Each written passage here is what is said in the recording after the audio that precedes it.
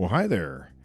My name's James, and I'm with Plunder World, the most underground trading cards ever.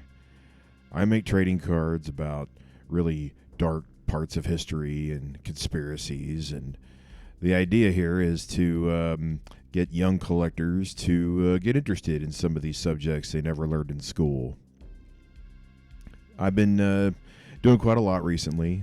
I even have some cards available in local shops around Houston. So things are growing and they're looking up. And this is in the I'd say the middle late parts of September, and so Series 2 is going to be here any day, and I'm very excited about that. And I've got lots of people who have pre-ordered and can't wait to get their boxes. And that means I have to go on and make Series 3 and Series 4 and Series 5 and Series 6. But that requires topics, and that requires research and, of course, design. So what we're going to do tonight is we're going to cover a topic briefly, and then we're going to design the front of the card. Now, I am terrible at streaming and recording, so bear with me as I go through this. And it got me. I was thinking about some recent stories of how the Biden election, and how after the election was announced and decided for Biden, how the January 6th protests happened, and that Ashley Babbitt was killed by police, and there were windows broken, and there was vandalism, and there was video of, I forget that one fellow who was egging people on to go into the Capitol, but there were a lot of folks there taking video, and they felt that they were getting harassed and encouraged and baited by undercover federal agents. Well, it turns out that is true. I think a recent story I saw was over 270 federal agents were embedded with the crowd. And that to me is pretty egregious. And it reminds me of the techniques used to try to entrap Randy Weaver during the Ruby Ridge tragedy, which will also be a card for Series 3. But I also remember when the January 6th protests were happening, that there were congressmen and senators going over the tragedy of how disrespectful it was to deface such a sacred institution as the Capitol. But not a lot of people were aware of previous incidents where more damage was done to the Capitol. Nobody lost their life, but there was at least two major incidents in the past, one in 1971 and one in 1983. The Capitol was bombed, and those responsible were militant, communist, leftists, self-admitted. In fact, this fellow right here on screen, you probably know him better as Bill Ayers, and he actually took credit for the 1971 bombing of the Capitol building. And he and his group were known as the Weather Underground. Now, I'm sure this topic has been covered by so many other better people than myself, but we're going to cover some of the basic details and design a card right here on video. Because usually I'm doing it in the dark, and I have more time to concentrate and focus. But I think this will be a pretty good exercise. And hopefully it's a little relaxing for you watching or listening. All right. So I'm going to zip on over to a document. And I've got my handy-dandy document viewer. And we're going to talk about the Weather Underground. Pardon my little graphic down there. That just symbolizes how every time I pull up a document, how screwed I feel. whether it's some terrorist organization or some government program or some big brain know-it-all who wants to take away our freedom or scramble our minds with some weird experiment. Okay, now I know I mentioned earlier that the Capitol was bombed in 1971, and that is true. To be specific, the let's see, I guess it was March. Oh no, I'm getting ahead of myself. Okay, but in basically the spring of 1970 is when it happened, or 1971. So what is the Weather Underground? Well, the Weather Underground is their symbol. It was a group started by students for Democratic Society. And this is an outfit in Chicago that was protesting the Vietnam War. It was a very, very tumultuous time, I guess, for colleges. I don't necessarily disagree with their viewpoint about the Vietnam War.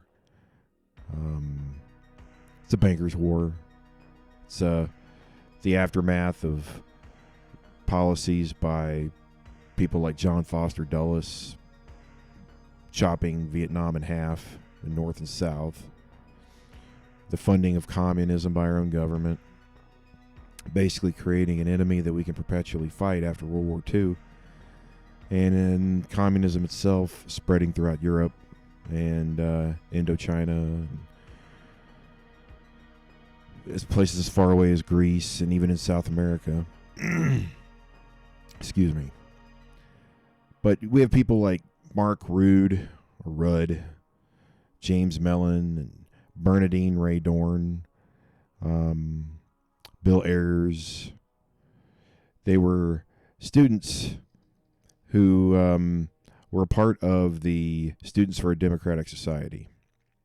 And in 1974, there was an official manifesto released called Prairie Fire. That's what this document is. And it outlines their ideologies. And we're not going to read the whole thing, but it gives us kind of a clue as to their goals and what they hope to accomplish.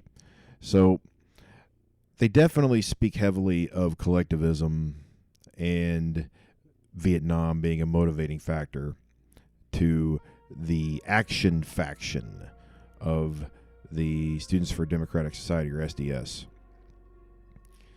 Now, at the time of the SDS, there was an FBI operation going on called COINTELPRO.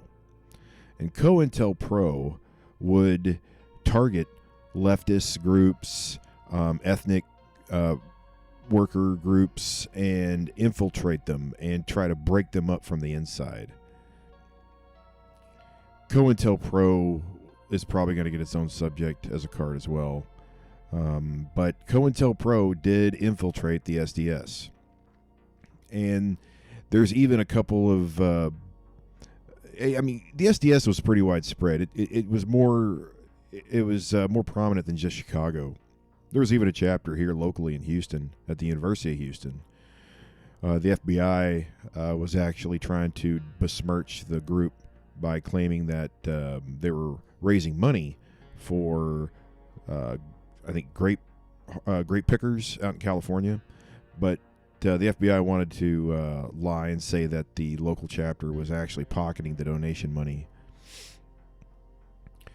The SDS was infiltrated by COINTELPRO, and there were paid informants, there were break-ins, there were games played to manipulate leadership against one another and break them apart. Well, folks in the SDS, like, here we go, Bernadine Dorn, Bill Ayers, Jeff Jones, and Celia Sojourn, they were aware of the infiltration, so they splintered into the Weather Underground. And here we have their contents. And it's a long document. And what I really want to get into is just some of the highlighted stuff that I've already kind of pre-selected. Some of their inspiration were Che Guevara and Fidel Castro, and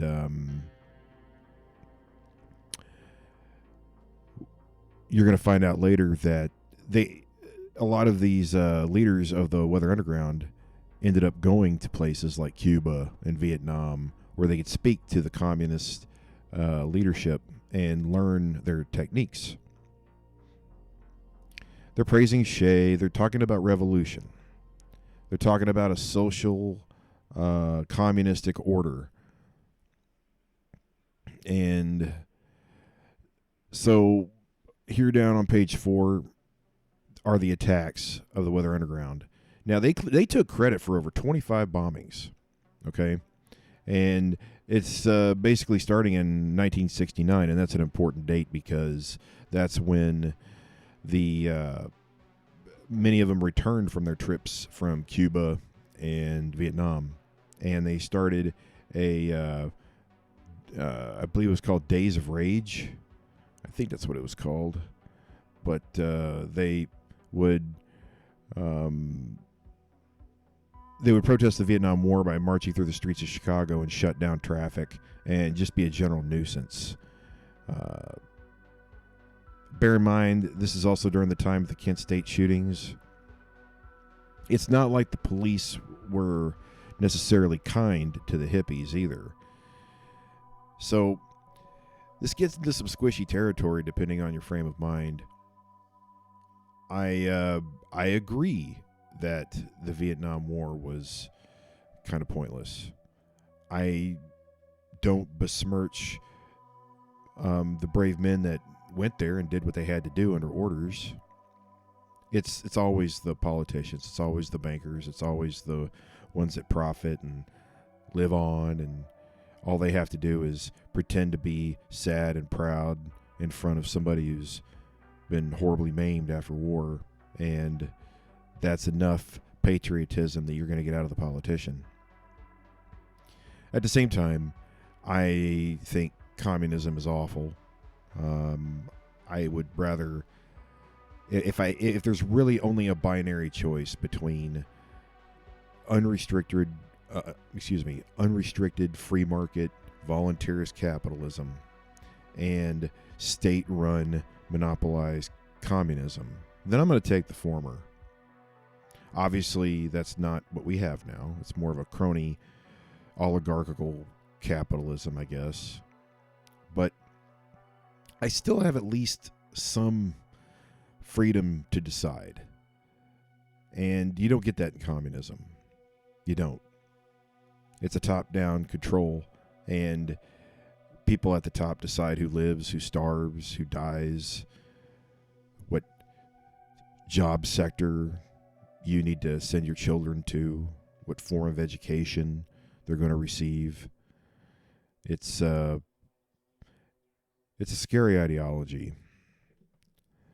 So, back to the Weather Underground. Those are just some of the actions that they're taking credit for.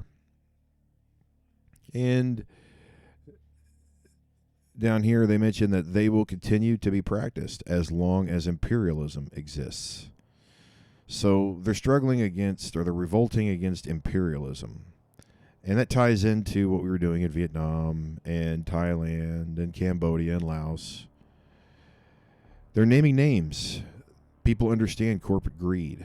The criminal policies of ITT, that's International Telegraph and Telephone. United Fruit, that was that's another tough part of history where the United States actually overthrew the Arbenz regime in Guatemala because United Fruit was losing its land, and that's where the United States would get its bananas.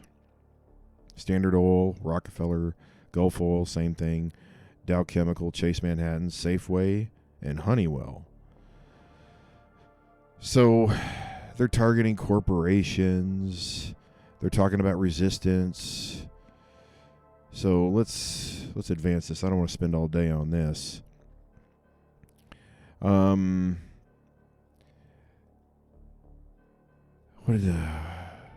talking about a revolutionary youth movement.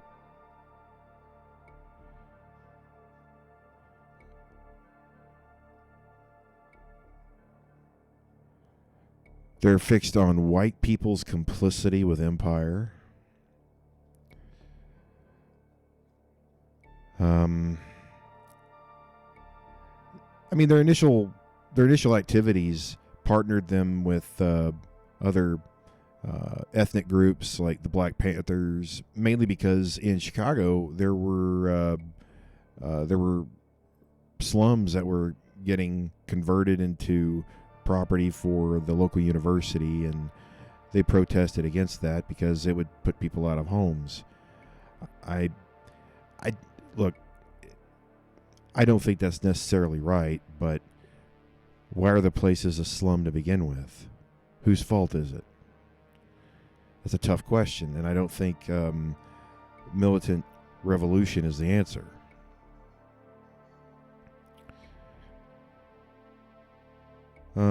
This is getting boring here. Let's speed things up.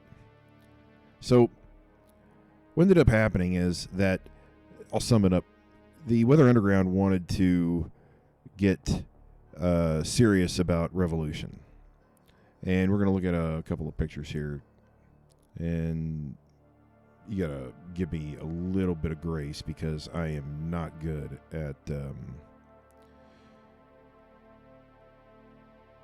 doing a stream. So back to Bill Ayers here. Here is, let's see what we got here. Yeah, here's Bernadine Ray Dorn. Going back to that document, they were appealing to all kinds of people. And one of the classes of people they were appealing to were women. They wanted women to get more militant. And it's a surprising number of women got active in the Weather Underground and other militant groups. In fact, there was a splinter from the Weather Underground of women that carried on their legacy. But Bernadine Ray Dorn, she is also one of the founders. Let's see. Let's go back here. Let's get to the main meat and potatoes here. Okay. So one look at this photo, and you're going to say, hey, that looks like a bomb went off. And you would be correct. Because the Weather Underground was serious. They wanted to cause mayhem, and they wanted to bomb all kinds of places. They wanted to bomb libraries. They wanted to bomb federal buildings. They wanted to bomb military bases, police headquarters, you name it. They took credit for some of that document we saw from 1974. But this particular photo is neither of those. This particular photo is a townhome. And this particular townhome was operated, or I'm sorry, it was actually owned by the parents of one of the members of the Weather Underground.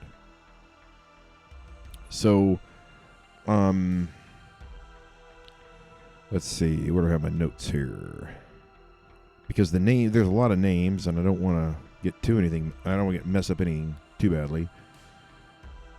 And so, what ended up happening is there was a woman named Kathy Wilkerson, and her father owned this townhome. And it became kind of like this hangout for other members of the Weather Underground. And like 100 pounds of dynamite were purchased.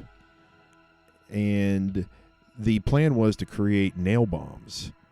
And they were going to target a non-commissioned officers club at Fort Dix, New Jersey. And they were going to target the Columbia University Library with these nail bombs. Now, this is a very pivotal moment in the history of the Weather Underground, because up until 1970, they were going to basically target innocent civilians and murder them. And so in March, early March, like the 6th of March, there were two members working on a bomb in the basement of this townhome, and it exploded. And 3 members of the Weather Underground died. Terry Robbins, Theodore Gold, and Diana Oughton. Now, Oughton was really close to the bomb when it went off.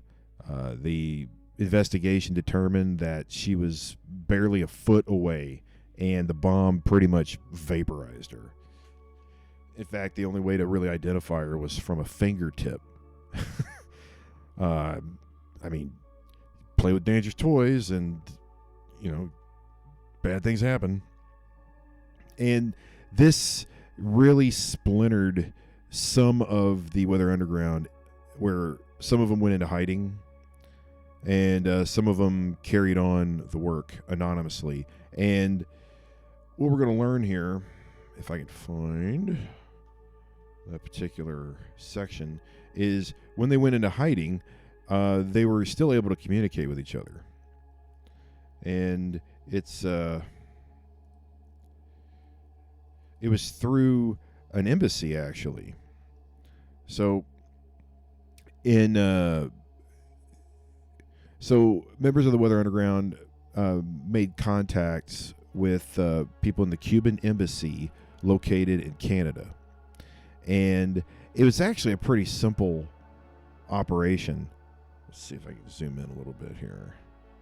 So, presumably, I'm quoting from the article here, the Cuban embassy phone lines were invalid to Canadian intelligence authorities because of diplomatic immunity. But even if the Royal Mounties were on the wire, the conversation would be meaningless unless they knew the code. And that system was only one of many the Weather Underground used with the assistance of Cuban diplomatic personnel in the United States and Canada to keep in touch after the group plunged in anonymity to blunt official surveillance. Okay, so what are they doing? So that network, according to retired Federal Bureau of Investigation specialists in revolutionary terrorism, was established in 1970, soon after the group went underground. So this is shortly after the bomb went off that killed 3 members. And what they would do, if I could find the quote here, is they would call the Cuban embassy in Canada, and they would ask to speak to the person's first name, but then they would use the last name of Delgado. And that's how they would leave messages for one another. And so that's where these aliases came from. So earlier we were talking about Bernadine Dorn. Well, one of the aliases she went by was Bernadine Delgado. Okay. Whoops. Let me highlight that because it's in the article. There we go. Bernadine Delgado. And that's how a lot of them would identify themselves. There's Catherine Delgado. And they would send messages that way. All right. So that covers the bombing. So, getting ahead of myself here. Okay. So this is when things go haywire. In 1971, a phone call was made to the Capitol building in Washington. And there was a 30-minute warning telling everybody to evacuate. And there was a bomb that was placed in an obscure, hidden, unmarked bathroom. And it was near the Senate side of the Capitol. And a lot of senators didn't even know this bathroom existed. So somebody, I don't know if they accidentally found this bathroom or they cased the place or they had help. But this bomb went off in the bathroom. And it took out a good chunk of the barber salon nearby. And something was reported that's a little messed up. You see, the nation didn't really know about the bombing until about, let's see. It was about before the nation was told about the bombing. The police at the Capitol were getting phone calls from Spokane and Chicago, and the callers wanted to know about the damage. And that's a little suspicious because that means that other places knew that the bombing was probably going to happen. It's unknown if there was any specific senator targeted, But there was an office nearby by B. Everett Jordan, and that took the most damage. What's interesting, though, is that the same guy, Jordan, he was actually shot about a year later by Harvey Glenn McLeod. And he's shot into a crowd of people at a grocery store. And this was almost, well, I mean, within 2 weeks of when George Wallace was shot. So there's not a direct link, but there were politicians getting targeted. So this is some, let's see. Then we have a letter here that was found or deliberately mailed from the Weather Underground about the bombing itself. Let's see if I can read this here. The Nixon regime is now attempting the brutal conquest of yet another nation in Indochina. Lies about the war winding down cannot hide the criminal invasion of Laos. Nixon's speech last week cannot cover up the most vicious, inhuman air war in history. Deadly US B-52s are dropping the equivalent of Hiroshima every 2 days on Laotian villages, forests, and fields. Air attacks on South Vietnam, North Vietnam, and Cambodia are heavy and increasing. Nixon can't explain away 1,500 U.S. Marines ready on the North Vietnamese border while Key, Thieu, and Kissinger prepare the American public for the next invasion. American, K-E-N.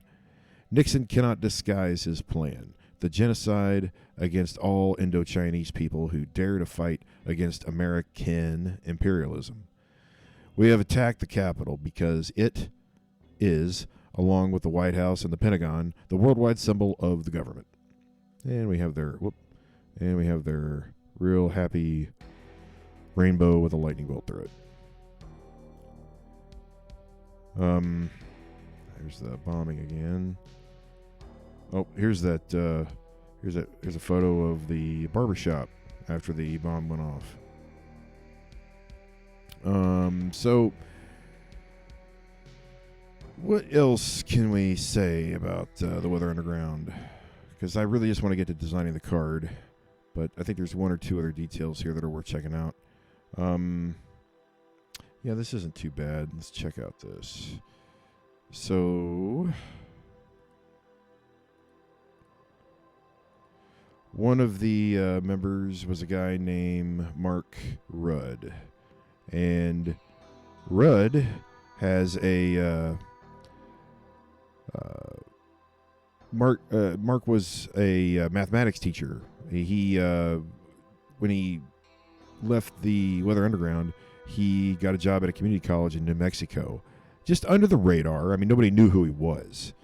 And it's funny because some of the other members of the Weather Underground, there's Mark right there. Some of the other members, they got high-profile positions at universities. Bernadine Dorn and Bill Ayers and several others ended up getting high positions in colleges and universities. I think Bill Ayers actually went into the field of education, and he, alongside a bunch of other friends of Obama, helped to develop the Common Core program. So Mark, let's see, I got a quote down here. So he's saying it right here. We idolize Che Guevara, the revolutionary hero with the machine gun. What I want to get to is this idea of violence, because that's very important, okay? I knew this. They're talking about just what happened after the bomb blast that killed 3 members. I knew what was being planned: an attack on a non-commissioned officer's dance at Fort Dix, a U.S. Army basic training site. The theory was that by now, nobody was innocent. We had moved to that point of what I would call a kind of common definition of terrorism, attacking innocent people. Fortunately, the bombs did not get to Fort Dix. They exploded prematurely, and 3 of our own people died. As a consequence of that, I became a fugitive, as did a lot of other people. Now, that's pretty important, okay? It's a more recent photo of him. Now, I'm not trying to waste too much time here. It's just that let's see, do I have anything else on that? No. Okay. So, in 1983, there was a splinter group of the Weather Underground called the May 19th Workers' Party, or May 19th Communists, and they set off another bomb. Only this time it was on the second floor of the Senate. Again, nobody was hurt. They were a little more extreme. I'll probably follow up on them sometime later when I do a deeper dive on May 19th Communists. But I think they were planning actual assassinations and bombings that included innocent people. Now, there weren't many people in the group that faced jail time. In fact, I thought it was a little weird that so many of them actually had charges dropped against them, because the FBI COINTEL program was breaking some constitutional rights in order to get evidence. So technicalities freed a lot of these terrorists. I think they're all scumbags anyway. It's okay. I guess some people might have a hard time reconciling a disagreement with the Vietnam War, but being against others that are doing something more militant about it. I don't.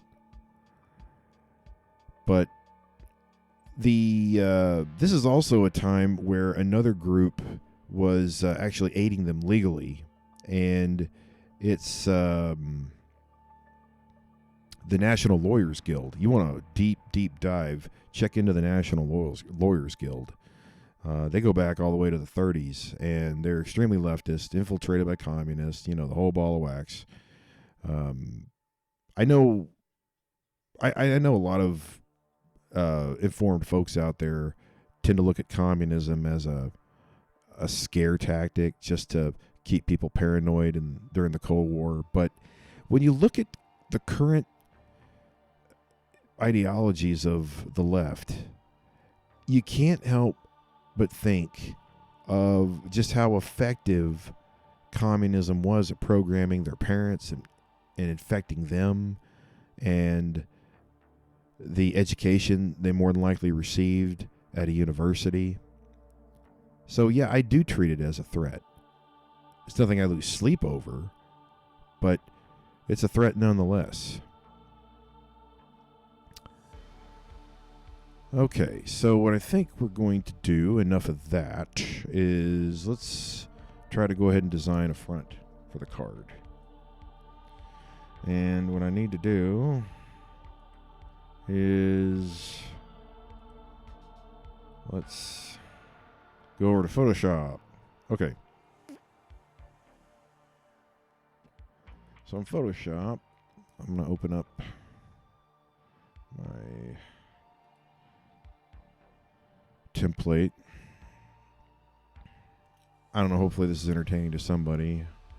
Just figured it'd be kind of a change, because I don't know how much streaming I'm going to be doing unless anybody really just wants to see my face. Alright, so this is a standard template I use at the border, but with Photoshop, I want to turn this image into RGB color, because there's some effects I want to try to do. Oops, I didn't want to merge that. There's some effects I want to do that I can only do in RGB color and not CMYK color. If you're not familiar with the two, it's one, RGB color is mainly for video and digital displays. CMYK is for print. So there are certain effects you can really only pull off in RGB color, which is what I want to do. Okay. So I had this idea for like an agitprop poster. Something you'd see for like a pro-worker communist, I don't know, flyer or poster that you'd see in during the Cold War. So what I want to do is I'm going to use this royalty-free image of the rotunda. And we're just going to start cutting this out. This is going to be more of a collage design. Later topics, I've got some actual photos and diorama stuff. And if this is too painful and slow for you to watch, well then it's okay. Go watch something else. I have no problem with that.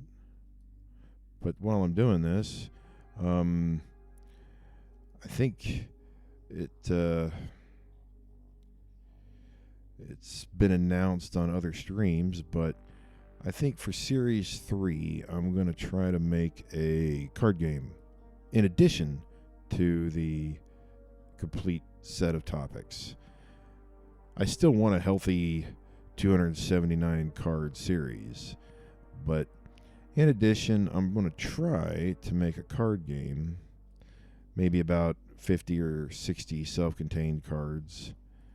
But I'm not going to do any like trading, or was it collectible trading card game rules. No power levels or strange Pokemon style battle.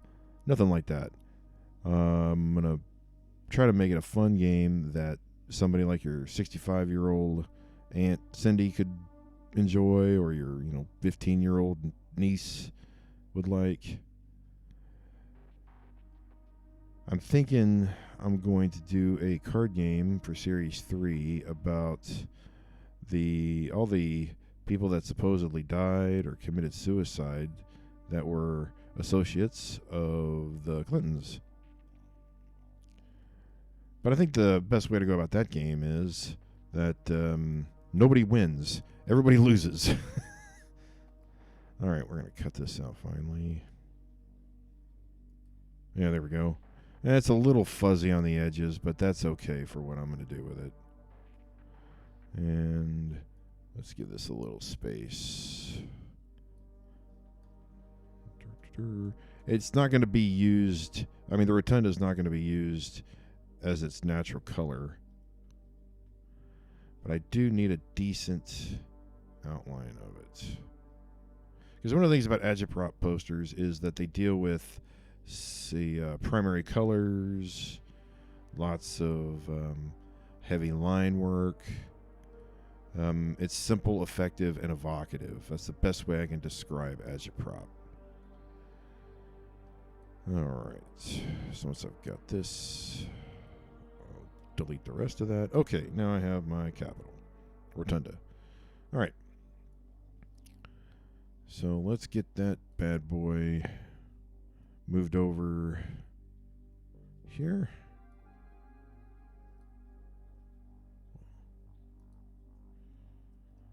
Let's blow that up a bit. There we go. Okay.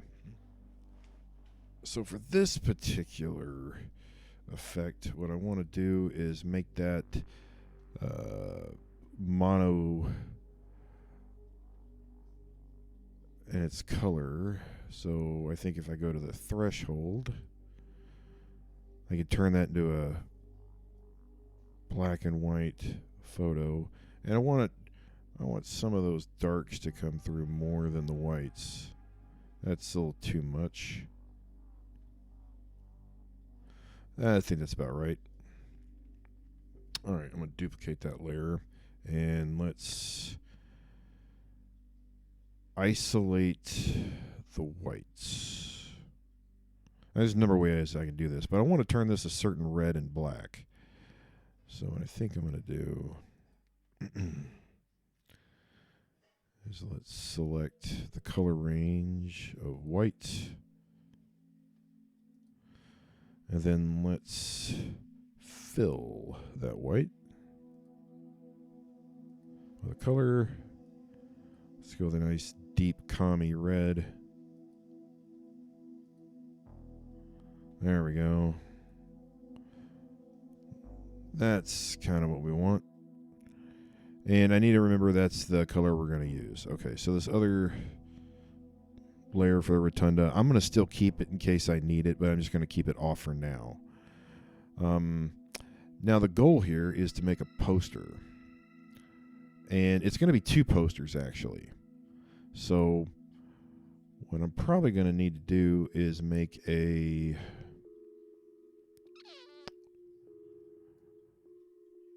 Let's make a rectangle. Then I don't want a stroke, but I want that fill color to be the same red I've been using. Now I'm going to make it a little larger than it needs to be because I also want this to be on a wall.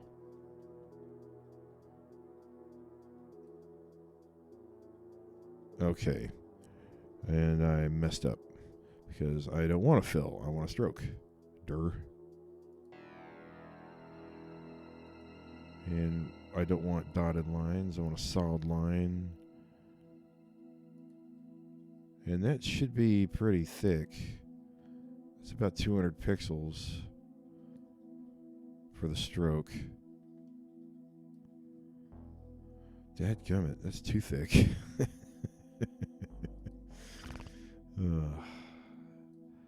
Time to be retarded. Let's go with 13. Hey, that's a lot better. Okay. Starting to look like Time Magazine, huh? All right. So we'll name this border. Okay. What I want to do is I want it to look like the Capitol is like cracking up. And that's easy enough.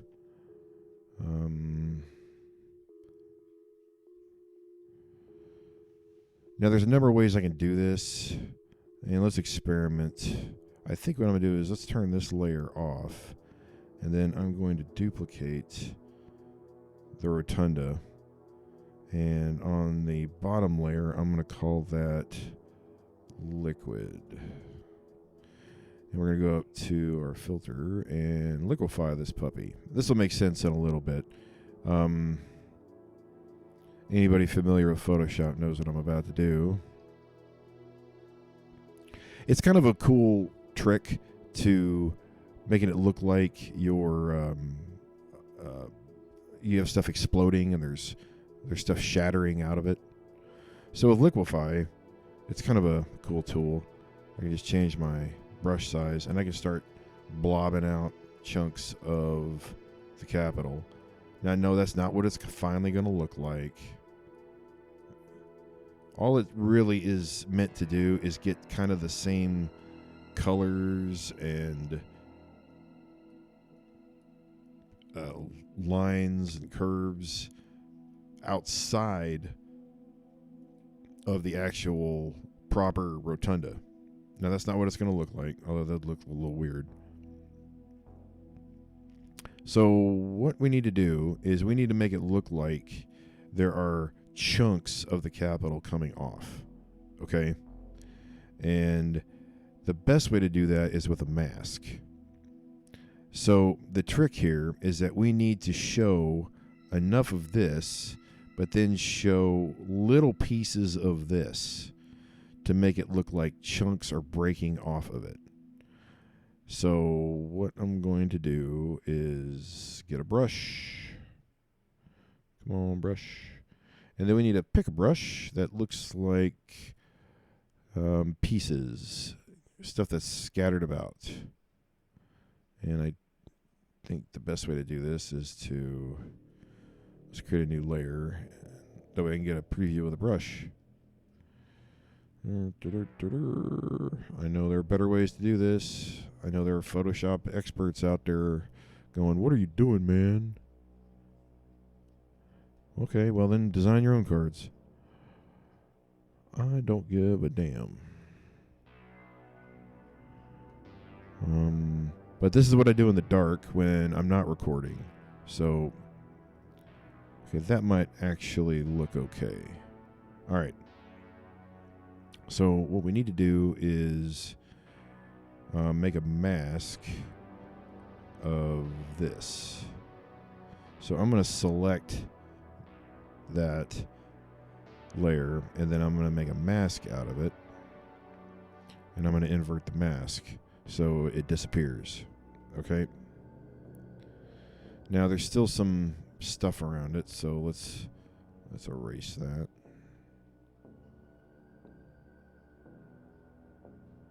Don't want to see all of that.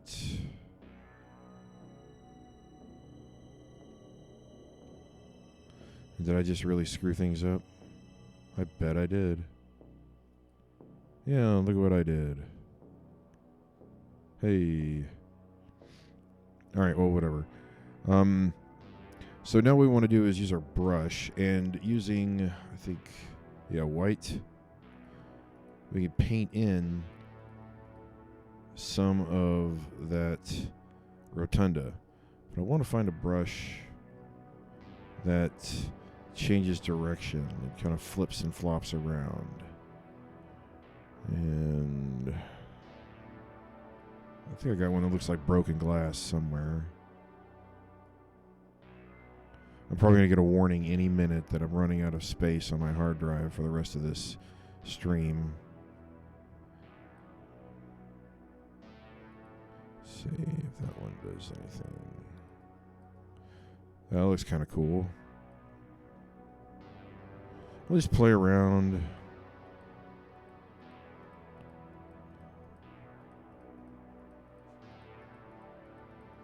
We don't have to commit to all of these. Okay, now that that's there, we're going to take the same shape, and then we're going to apply the same mask to the rotunda. Now, the reason for that is, well, I guess I don't have to do that. Let's see. Let me delete that layer mask. I'm just going to create a new mask, and then with black, I just hit X and changed it to black. What we're going to do is we're going to have chunks of the capital disappearing.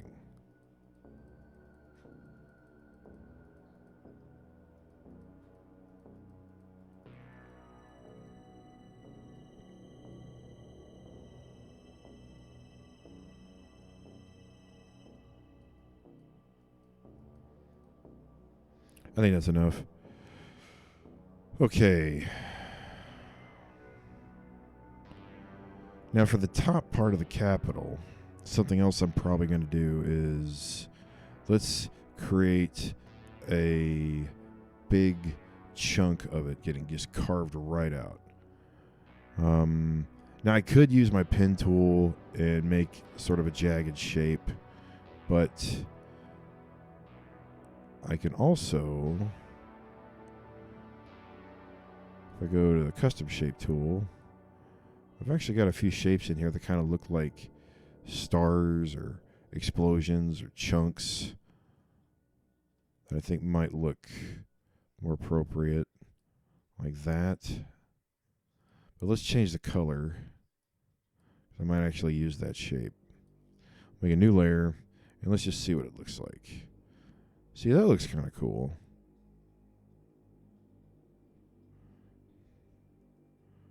Let's get a good look at that puppy.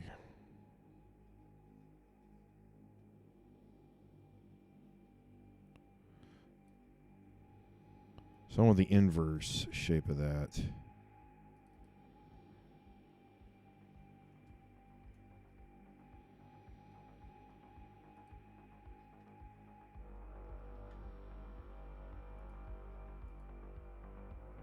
Okay, now I'm going to select that, and then I'm going to paint over it with my brush, because I don't want this to be destructive. I want to be able to go back and fix anything I want. Okay, so if I just cut it out completely, then it's going to look pretty heinous. So I think I did that right. Yeah, there we go. Okay. So now that looks like a blast coming out of the side of it. Okay. And all I got to do is just hide my original one. And so then we're going to move it. And let's transform it. Maybe warp it a little bit. And then let's move it, say, down a bit. And then we're going to select it and then go back to our mask and bloop. Brush it in. And presto. Now, I could go ahead and go crazy with the blasts, but I think that's about as far as I'm willing to go. All right? Because I still have a lot of work to do on this image. I think 2 is enough. It gets the point across. In fact, I might even just brush in some of those holes. I don't really like all of those holes.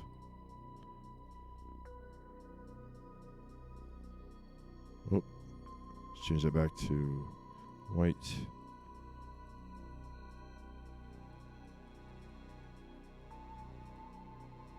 Those holes are a little too perfect. Just want them to look a little more fractured. And sometimes the transparency changes a little bit, and that's cool.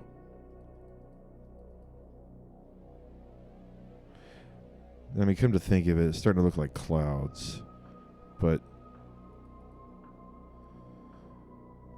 we can fix that too. I got a couple of techniques where this will make a little more sense. Okay, so I'm going to erase some of these borders. Actually, I don't think I should do that. I think what I should do is select this and then let's select the inverse and then delete everything outside of it. That might have deleted my okay.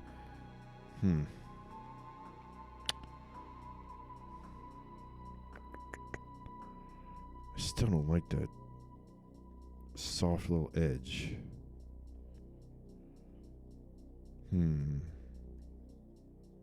Okay, well, I can paint it out. I think I can. Yeah. Oh, no, it's the eraser. I'm trying to brush it out.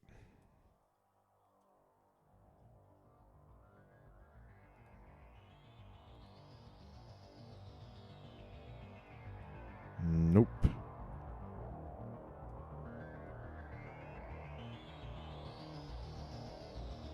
Yeah, there we go. I can brush it out. Mask it out, I should say.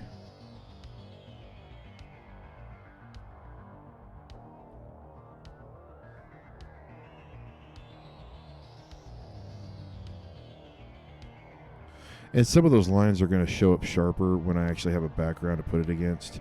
I'm not necessarily doing this in any order. I'm just kind of freewheeling it. Okay. So that looks pretty good for now. So what I'm going to do is I'm going to split this puppy. And what I want to do is let's put that in a singular folder. And then we're going to duplicate that folder just because I have a backup.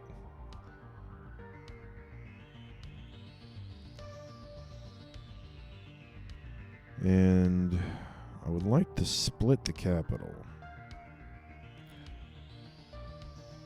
But in order to do that, I kind of need to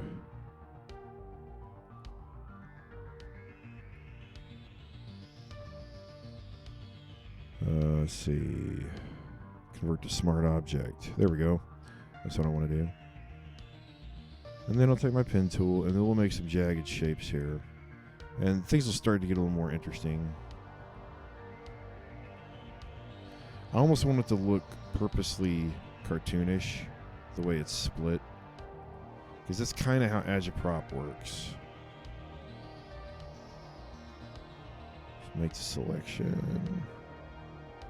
Alright, cool. There will be a copy. And then I'll select the inverse. There will be a copy. Oops.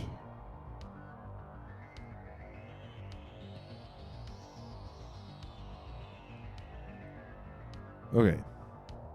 Now I have my rotunda.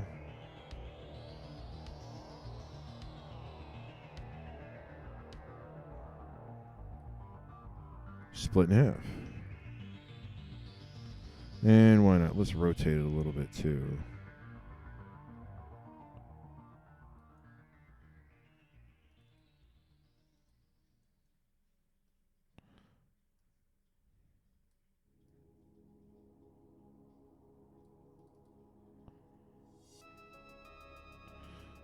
Okay, that looks kind of cool. Kind of cool. Okay. Ugh. This is hard to do while I'm streaming and thinking at the same time. I think we should probably add a few more shards. So let's find a more angular brush.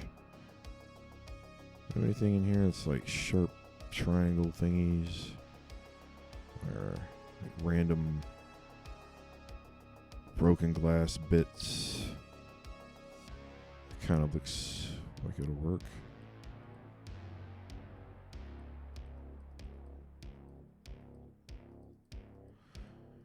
Now we stretched that bottom layer, we liquefied it just for this reason. So I've got stuff to paint outside of the capital, but it still retains that color. And this is kind of a rotating brush. Now I can paint some of these others back in.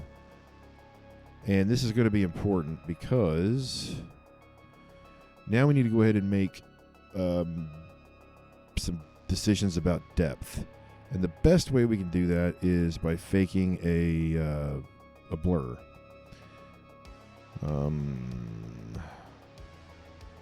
So I'm going to duplicate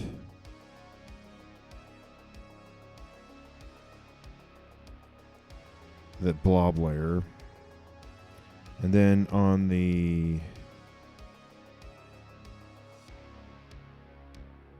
bottom layer I'm going to add,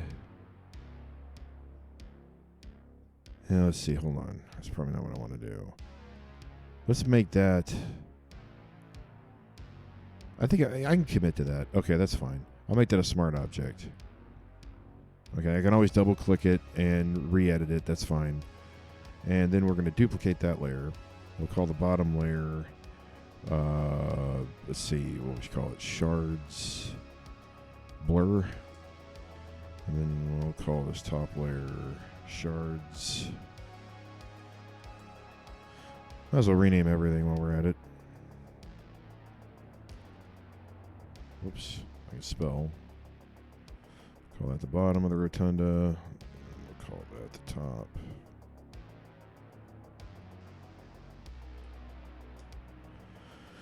Okay, so let's turn off our top shards layer, and we're going to add a blur. Let's give it a directional blur. So like a motion blur. That's a little too much. I want to give it some effect of force. And let's blow it kind of like out towards the crack there. It's a little too much blur. We still want to see some detail. There we go. Now, for the top layer, we can go ahead and add another mask.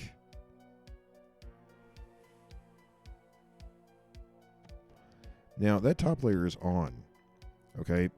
But if we go ahead and go to a soft brush, then we can paint out some of the, or you can paint in some of the blur and leave some of the pieces, even half the pieces, in focus. So it gives kind of a sense of depth. Stuff's maybe flying out at you. Maybe some of these outside pieces for sure. And then I think that blur can actually be a little longer.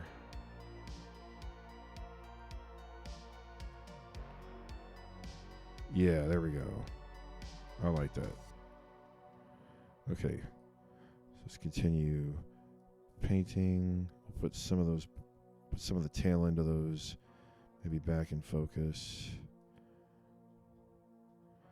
Okay, now that looks a little better. Okay, I think that's enough work on the capital. And I'm going to name that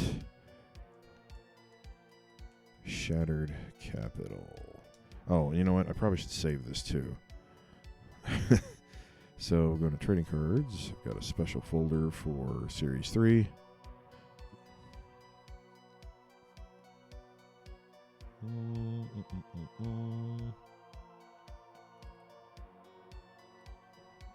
Okay, Weather Underground Front.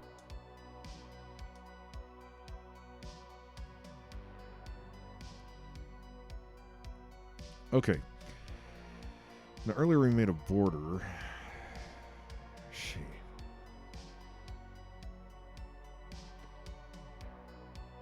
And what I also want to do is make some bold agitprop letters up here, okay? And let's see. Now we want to refer to the articles we were using. And I want to quote them. And I think at the very end, let's see the page up here. Excuse me, got the hiccups from dinner. I highlighted one or two of these. They're targeting women, blah, blah, blah. But there was a particular turn of a phrase they used that stood out to me. I know this is boring, but this might be relaxing to somebody. But this is what it takes in real time. I mean, these are not AI-generated cards, okay? I'm doing every single one of these like this. Okay? Every single one. They also talk about Palestine. I mean, a lot of what they're talking about, I can't fault them for being upset at it. I can't. But their methods and the fact they're going after innocent people, I mean, and a couple of them even robbed a Brinks security truck and shot some cops and a security guard. I mean, he wasn't doing anything wrong. He's just doing his job. I mean, tying up a whole bunch of innocent people in all this it's the de facto line that you're not supposed to cross. Indian nations. Oh my gosh! Come on, James. Come on, James. Come on, James. Oh. Okay. They're talking about making an anti-racist left. Boy, does that sound familiar? So I think we're just going to use the word revolution now. And let's go change the color. We want to match everything to that. We want red and black. Now that's pretty boring for the font, so I think I've got one here that's, whoops. I think it's called Kremlin. Oh, if I can see that. Okay, yeah, that looks a little more Soviet.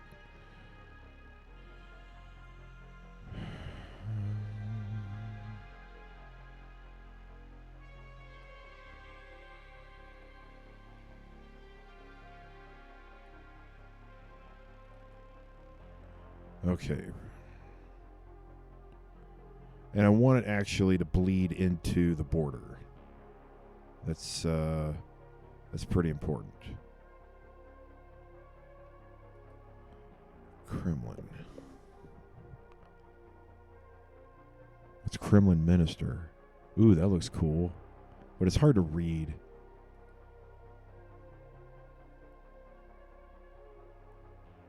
Let's stick with just regular Kremlin. And then I think what we ought to do is let's rasterize that. And then we're going to turn off the border just so I can get a good look. And to make it even more distinct, we're going to take the R and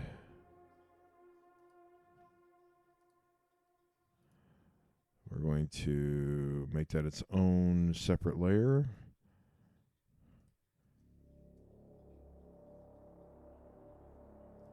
And we're going to flip that.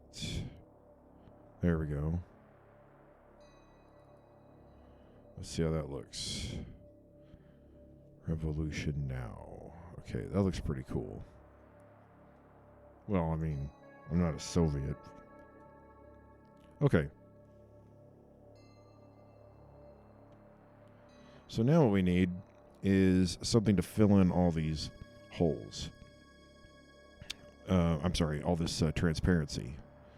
And I need a little bit of inspiration. So what I'm going to do is go to my asset folder.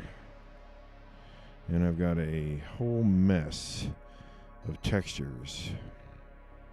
But I don't want anything too textured because this is going to be on a poster and I want it to look aged and nasty. And I'm going to be taking advantage of textures for that a little later.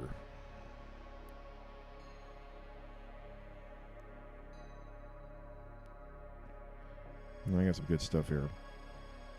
But before I get too far ahead of myself, let's just see what that looks like with black. So I'm going to select my border. I'm going to make a new layer. And we're going to fill that in with black.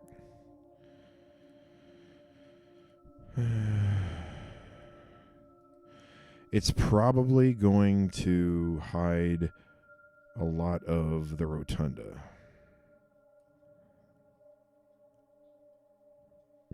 Actually, that looks pretty cool. I kind of like that.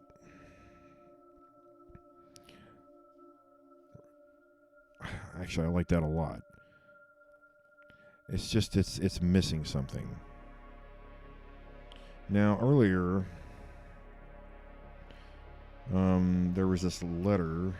There we go. And it had this like weird crayon like rainbow. And I think we could imitate that. But it can't be a full colored rainbow. It has to be the very, very limited use of color here, okay? So maybe some white. Maybe. I'm not sure. Okay.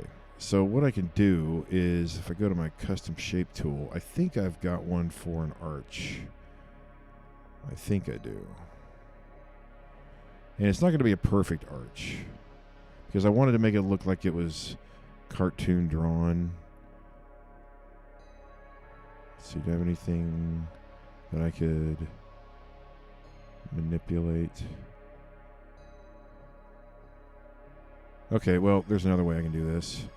Let's make a couple of ellipses. And I want, let's see, I want those to be white. And I want the stroke to be a little thicker. And I'm not too worried about where they go.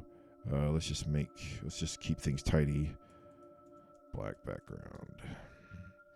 And then for this one, we'll call it rainbow. And I'm not too worried about where it goes. So let's center it up. And I'm not going to use the whole thing. So we're going to duplicate that. And then we're going to shrink it. Yeah, something like that. Okay. And then we'll duplicate that one. And then we'll shrink it. Yeah, that's probably close enough. Okay. Now I think I can do this. Whoops. Can I distort those edges?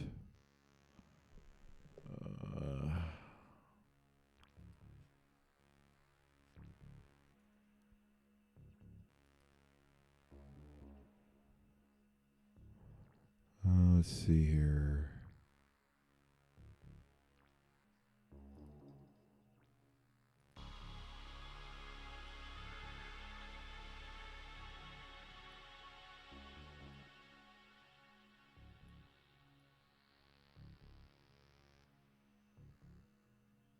Ooh, that might be too much. Zoom out.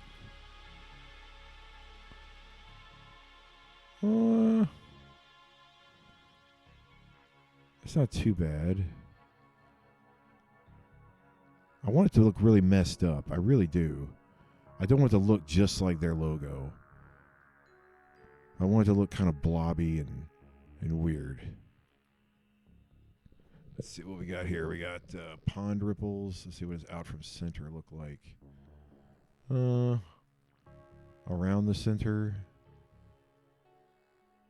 That looks kind of cartoonish or hand-drawn. Let's try that. Maybe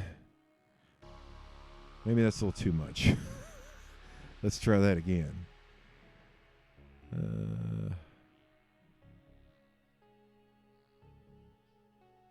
Let's go back to zigzag.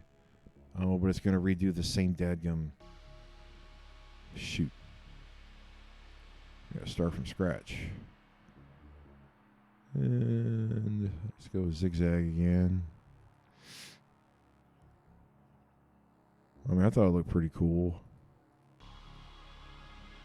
It's just a little more harsh when you apply it.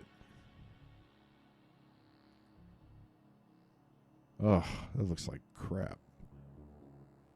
Okay, so let's rasterize this already, because I'm going to be doing that anyway. In fact, let's just merge all of these into one group. Yeah, let's just do that, because we're going to be applying the same effect to all of them.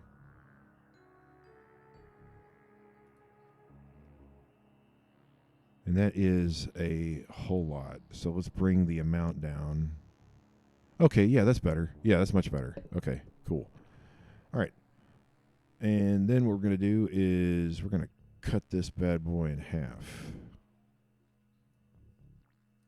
Oh, I did not want to do that.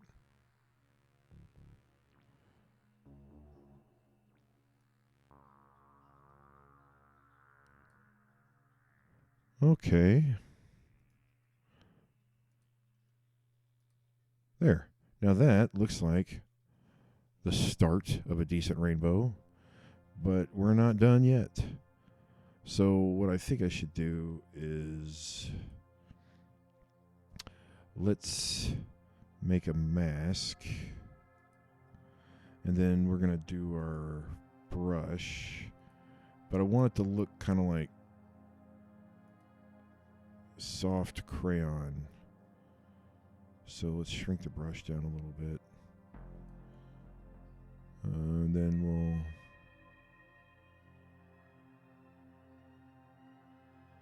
Yeah, it's starting to look like crap. Yeah, I don't really like that.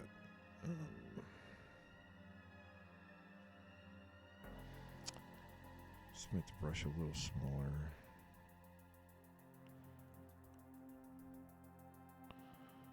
see if we can't.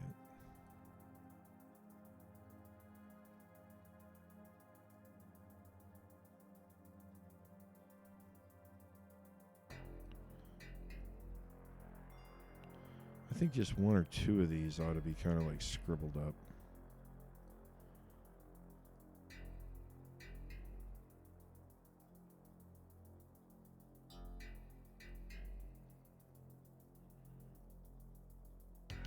Kind of looks like spray paint.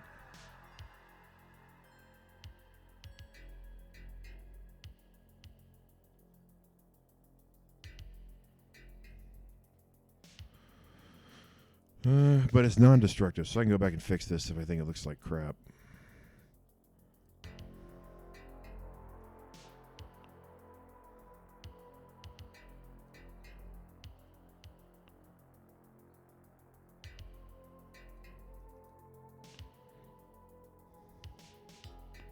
Okay, that's a little better.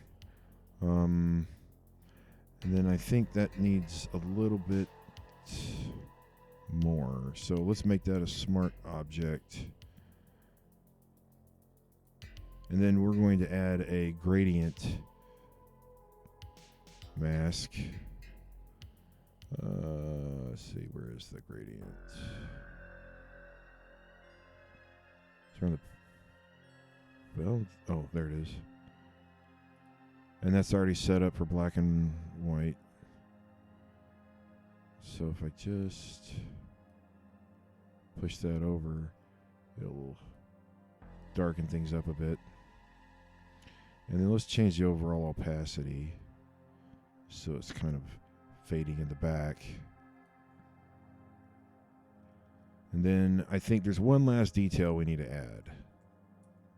And then we can move on to the other part of this. So if I go back to my asset folder, under vectors, let's see, we've got geography. And this is where we're going to take advantage of some vector files. And flags, let's see.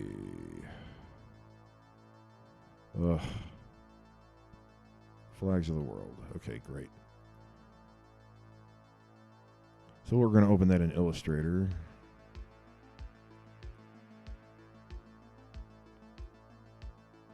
And I want a decent vector as its own smart object.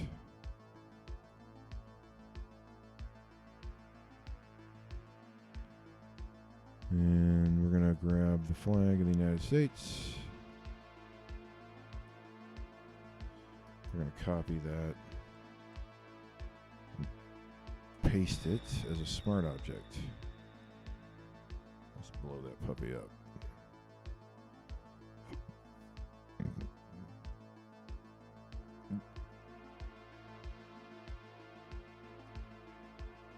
And we'll put that here at the bottom.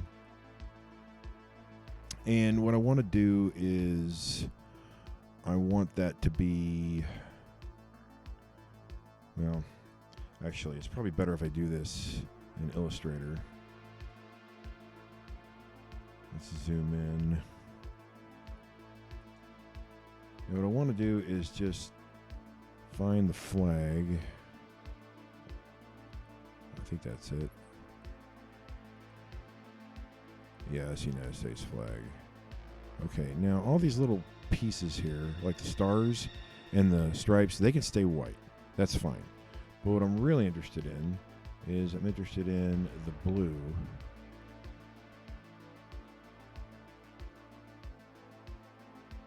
And this might be a little harder to do. But like, if I could change that to black. Okay.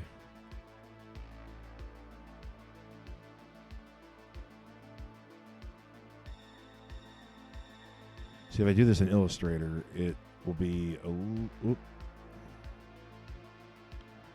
be a lot easier to handle when I copy it over to Photoshop. Because it won't pixelate. And yeah, I could go ahead and select the individual color and do it that way.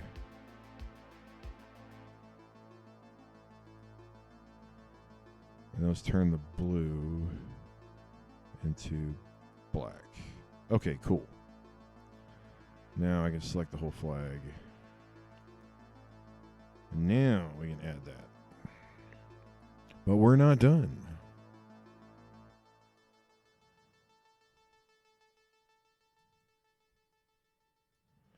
It kind of came out as like a gray.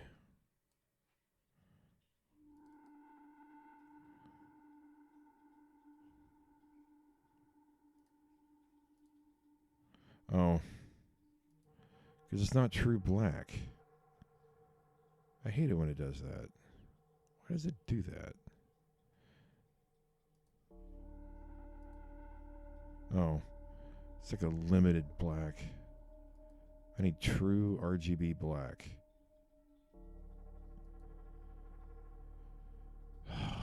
The lessons you learn.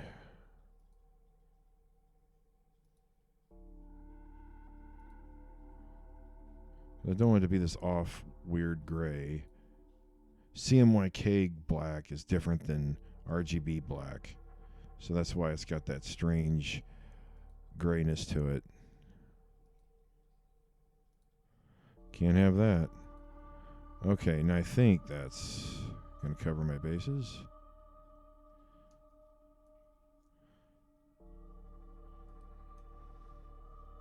Let's try again.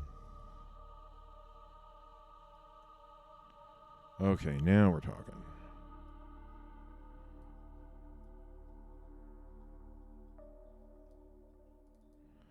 Okay. So what we need to do is we are going to cut out the flag part.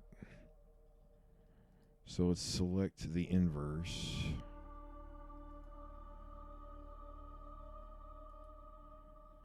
And, oh, it's not going to let me delete it. Dadgummit. Have to flatten that. We'll rasterize that. Then we'll select our border. Select the inverse. And there. But we're not done. One little detail I want to add is I want that flag to look like ripped up and tattered. I really like that kind of effect. And so I believe I've got some tears and rips in my grunge folder. It's probably not in vectors. It's probably in textures. Go to grunge. Let's add some grunge. Yeah. Okay. I want like something kind of tattered with holes. That looks kind of cool. Is that a PNG? Yes, sir, it is. Okay, so we'll bring that over here. And we're going to drag that over to the flag. And I want as much of that in there as possible. Now, because it's a black, grungy texture, it blends in well with the black background. So technically, I don't have to do anything. But what I am concerned with is the black that blends in with the flag. So what I want it to do is just cover the flag and not the black background. So I'm going to select it, get the dancing ants all over that texture, and then on the flag itself, I'm just going to delete. So now the only thing that it's applied to is just the flag. And even got some over the stars. Okay. So that looks pretty agitprop. That's a good start.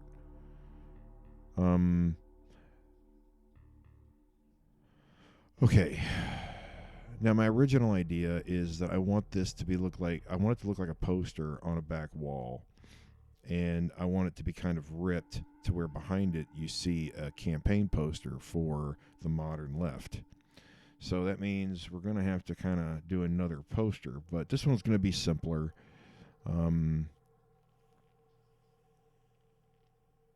This idea is more about the effect rather than the content. All right, I just got to stay organized here. So instead of making a completely, a complicated mess of layers here, let's save this. And then I guess I don't need this anymore, so I'm going to delete that. And then we're going to save a new file. And we're just going to call this Democrat poster. That way, I can keep most of these assets. Like, I'll keep my border, but I don't need the flag anymore. I don't need any of that. I don't need the black background. I don't need the rainbow. I don't need the rotunda. I don't even need the letters anymore, really. In fact, some of these layers, I don't even know what I did with them. Don't need that. Okay, that's pretty much all I need. Okay, I want to keep the red there. Because red is also the color of, you guessed it. So, like any good Democrat, but these cards are not political, by the way. I'm not picking on just specifically the left. I pick on the right too, but that's not the point of this. The point of this is Plunder. So under brands, let's see. I think I got one here. Government.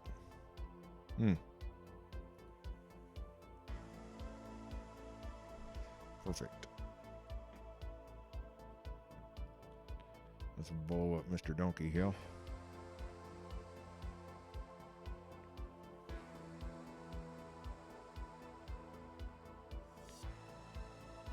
Now, let's give this a fill of white.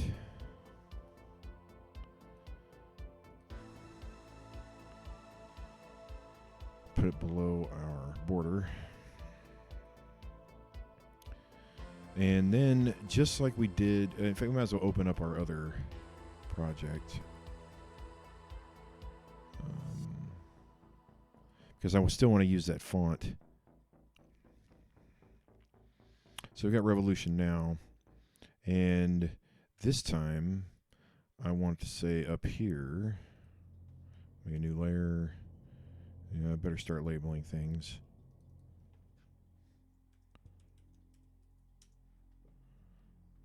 Yeah, we'll get there. Okay. That's our white fill. And then let's make a new layer for our text. And Kremlin's already selected, so that's good. And we want to say vote. Ooh, it's already backwards. That's cool. Democrat.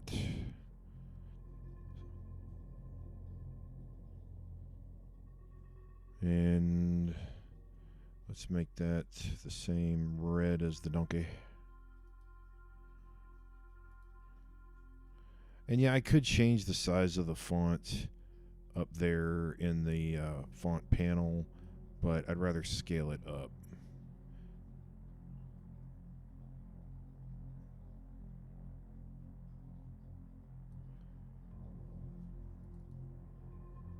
Okay, that's not bad, but it needs a little bit more. So that's just a little too simple.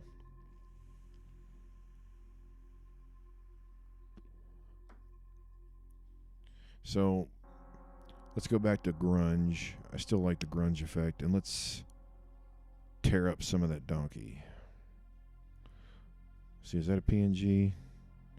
Nope, it's JPEG.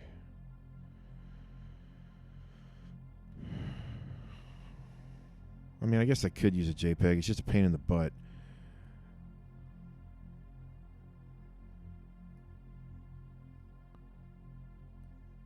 Covering that donkey.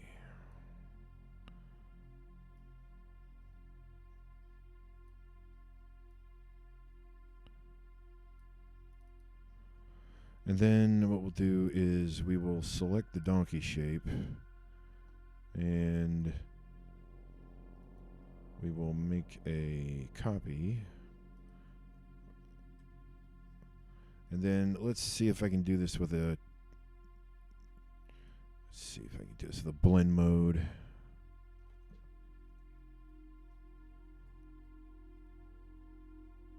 Oh, hey, that's not too bad. I like that. It's a little too messed up. I don't mind it looking too messed up. I really don't know what all the blend modes do by heart. I know what most of them do. Yeah, it's just not quite well, I guess that would work.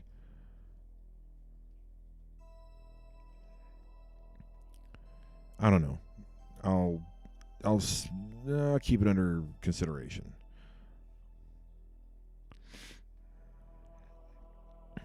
Okay, so this is modern and clean, and I don't want too many words either because it's about the art. It's not people are going to read on the back. They're not going to read on the front. Let's see. So we already got a rainbow here, and I think what we need is, I guess I can get rid of this. I'm not going to save it because my flag needs to stay the same color. But I go back into my vectors. I think I've got,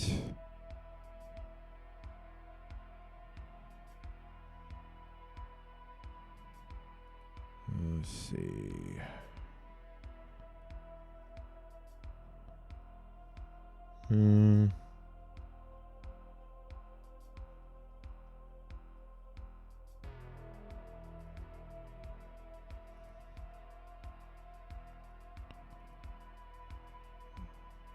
I want it to look a little more modern. Well, I don't know if I need to do that. That kind of gets the point across.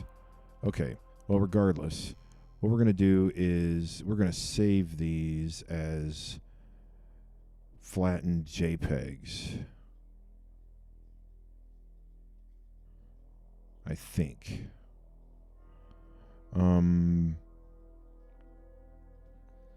So let's save this as a JPEG.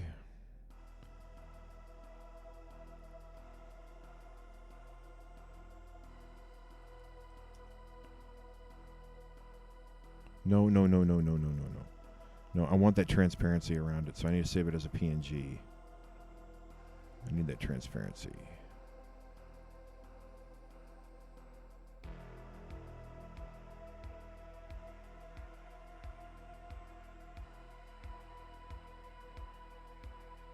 See, the problem is it just looks too simple.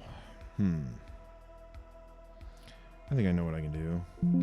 Let's blow that donkey up. We don't need to see the whole dadgum thing.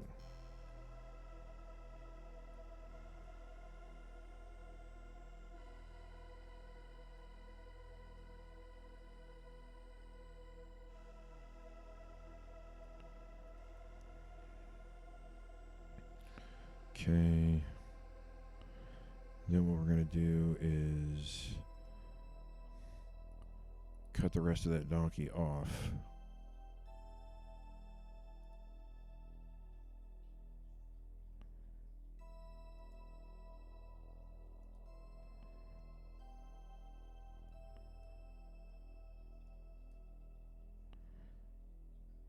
I think that did the trick.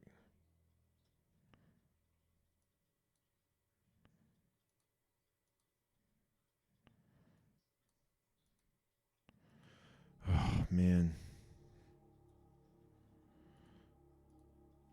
Sometimes, James, sometimes you really just don't know what you're doing. All right, let's just merge those layers.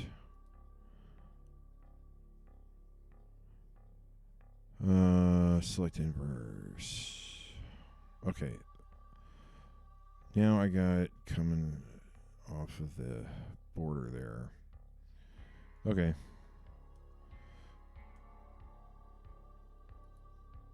So instead, what we'll do is go to the magic wand and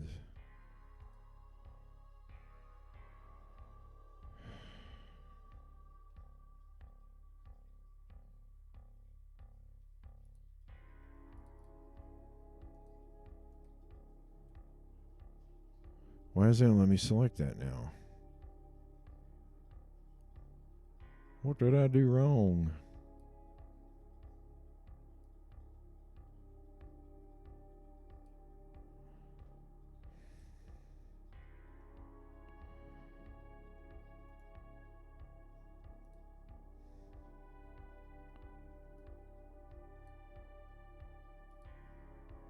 Okay. Now I think I can do this. There we go. There's probably an easier way to do that, and I know a lot of you are probably screaming at the computer right now. Well, what in the hell is he doing? All right, so I'll save that as a PNG, replace it.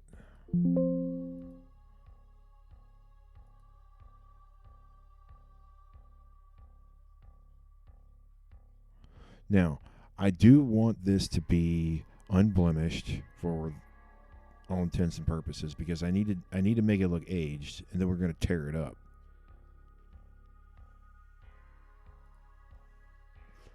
So the same thing with this one. We'll save that as a PNG. Call that Revolution poster.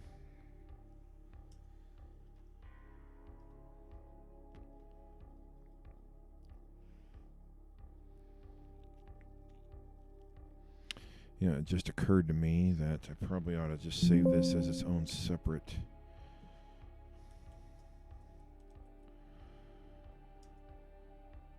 Photoshop document.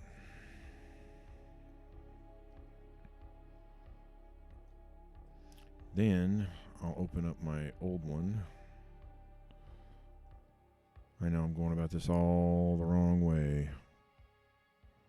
Okay. So let's delete all of this because I saved a copy already.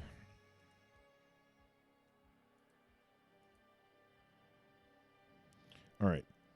And then we're going to drag in our posters. Now they need to be the same position and size. And they are. Okay. But what we're going to do is we're going to mess them up. And in my textures folder, I've got a pretty neat collection of papers that have different degrees of age to them. And when they're a certain color, like this kind of, oh, that's nice, aged paper. I want it to be a little more wrinkly, though. Let's see, any wrinkly. That looks kind of cool. I'll give that a shot. And we're going to make sure that goes over the entire poster. And then we're going to change the transfer mode.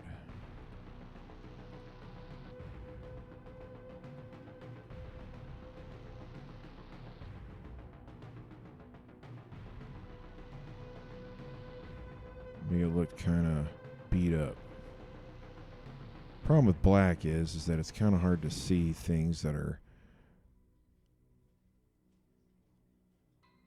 textured like that.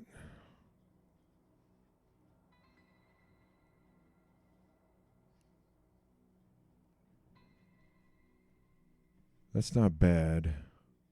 That's better. Okay. I like that. And then we're going to do the same thing for our other poster. And this is going to be a little more dramatic because there's white on it. And I still might change the texture for that other poster. Let's see. Let's try several.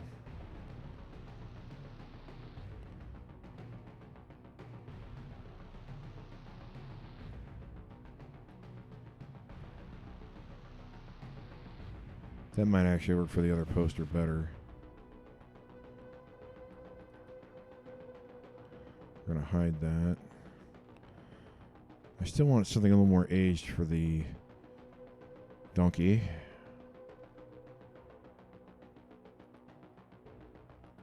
Ooh, that looks cool. Ooh. Ooh. I like this one.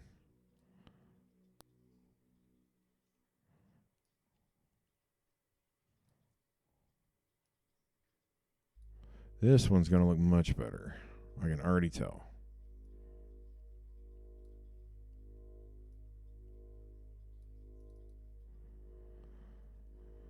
Okay. Change the blend mode. Now we're talking.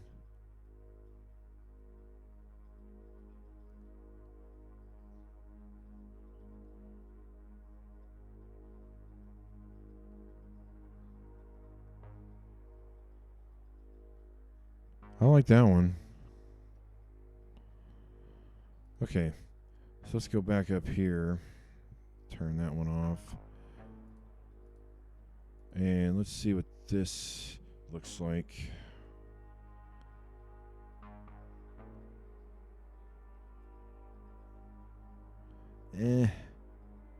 Again, those darks and that black. Just, it's a little painful. Really not that much difference.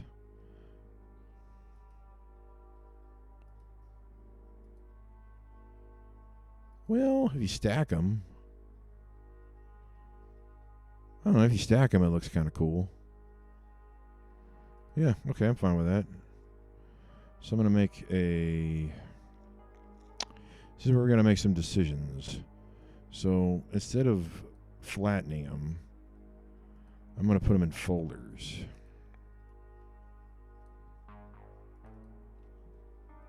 A donkey.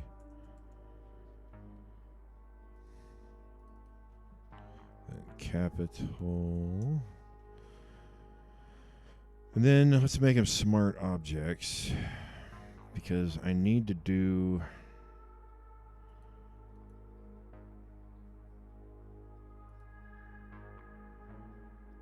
I need to do some serious shredding here. And this is where it's going to get kind of ugly.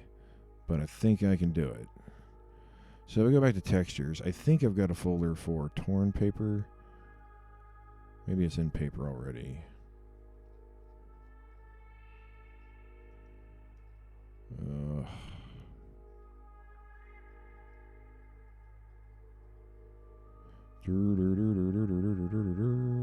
Where'd it go? I got a folder in here I know for like shredded paper. Rips and tears. Okay.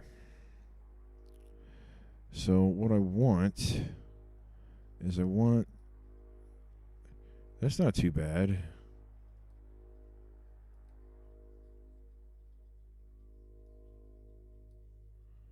Let's drag both of these in here.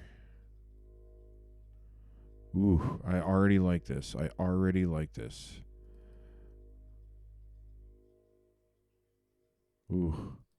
like this too. So let's... Now I want to be able to see both posters, okay?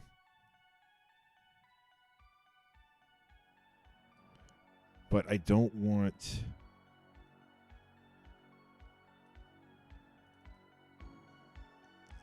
most of all that hard work to disappear. Okay? So this is where we got to kind of decide which one or which side of the poster we're going to keep.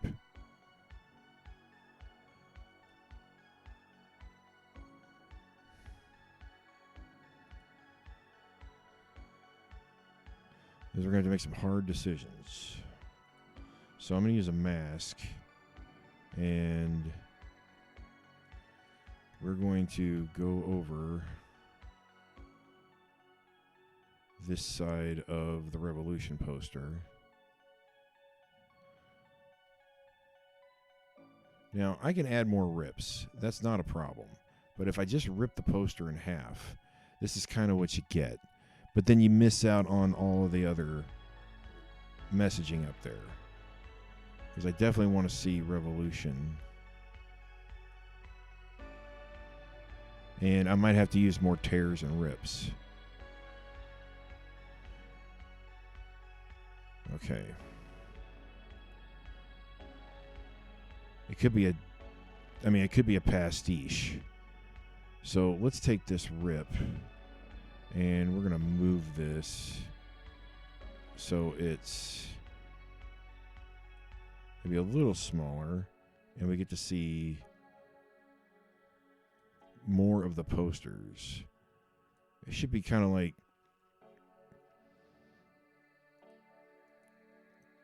more than one rip.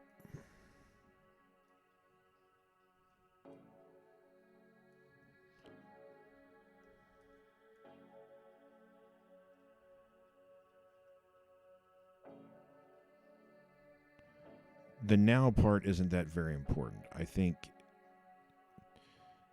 Democrat should be more visible. That's what I think.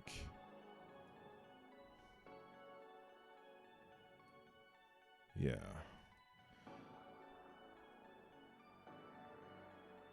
And then once I have all the rips that I want, see, I got some round ones here too. Once I got all the rips that I want, then I can go ahead and mask out the areas that I don't want to use. See, like, this will come in handy.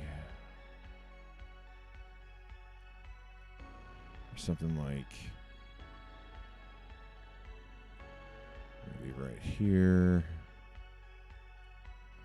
This will all make sense once all the rips are done.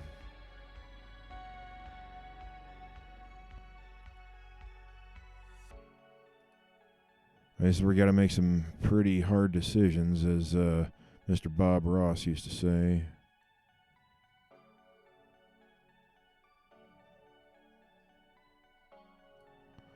Yeah, it's a little too purposeful. Let's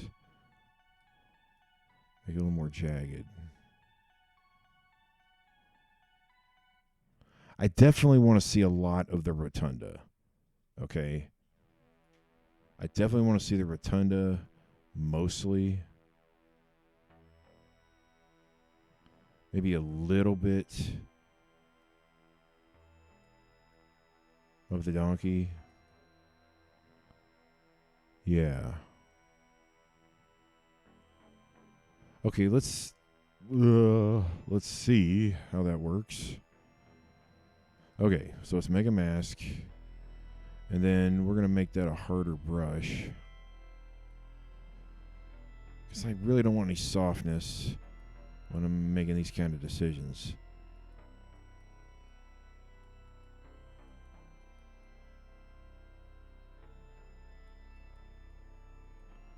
Now, I do realize that those tears are a different color and they're drifting outside the edges.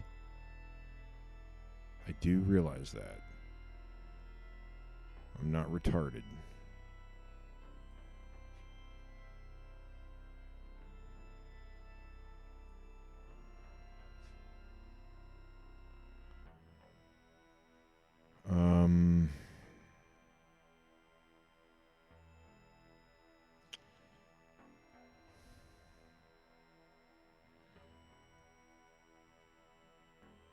As much as I like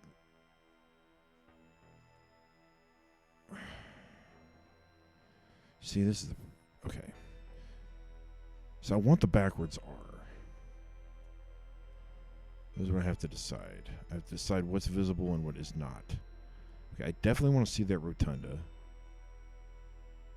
I definitely want to see some of that donkey. So let's get that donkey back in there.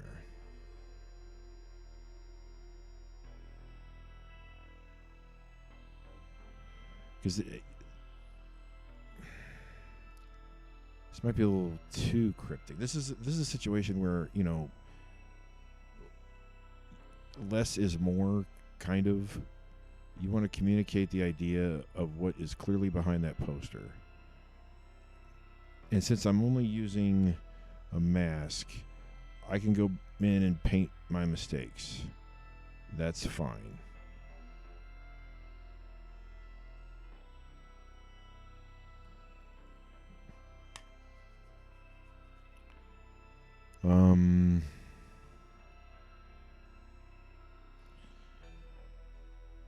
Okay. Let's get another rip. Oh, come on, you slow hard drive.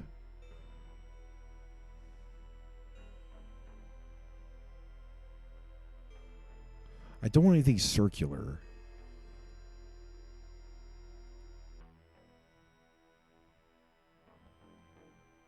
Huh.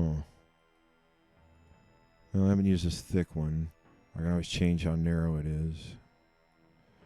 Let's make that super narrow.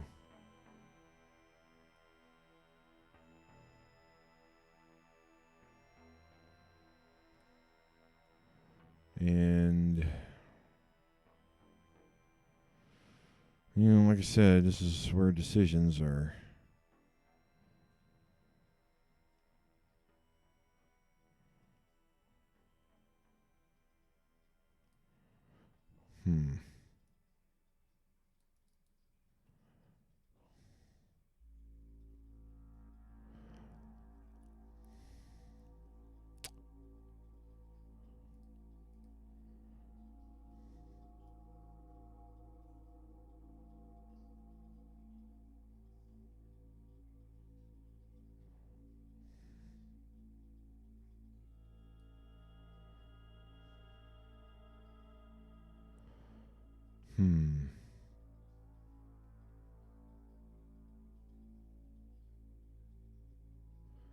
Maybe another tear across here, a small one, where I can reveal just a little bit of the donkey.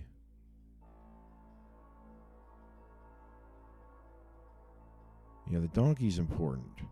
Let's keep the donkey.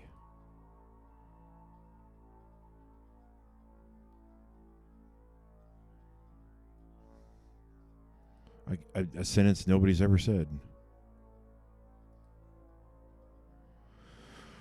Oh, good heavens.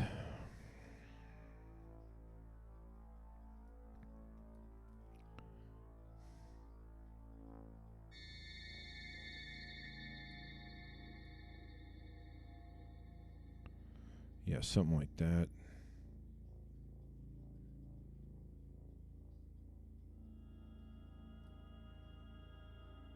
Let's skinny that out so things are easier to read.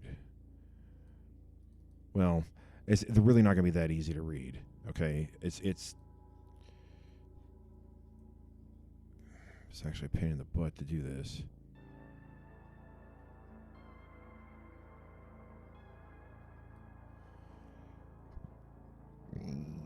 Okay, now what I have to do is I've got to get rid of some of these rips.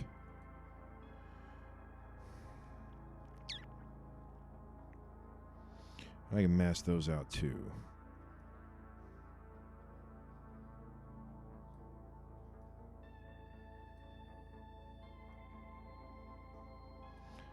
I want to keep that. I want to keep that.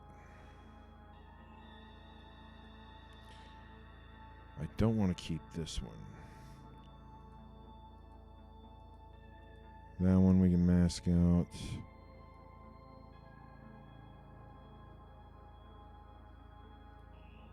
Because then, you know, if you know what you're looking at, you know that's a donkey. All right.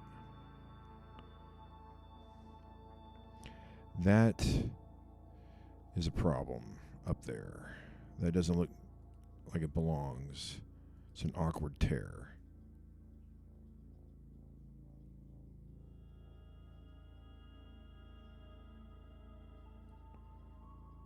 And paint some of that back in.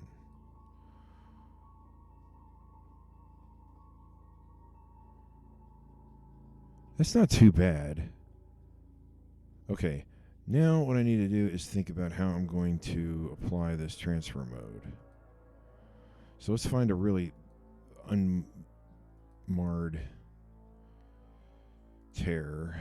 Let's see what that looks like if I just change the transfer mode on it. It's probably going to look heinous.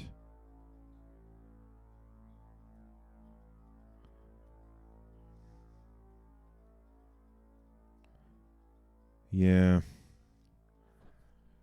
I think it almost looks better by itself if we just add a drop shadow. Let's add a drop shadow. Increase the distance. Be a small one. Okay. Maybe a slight bevel.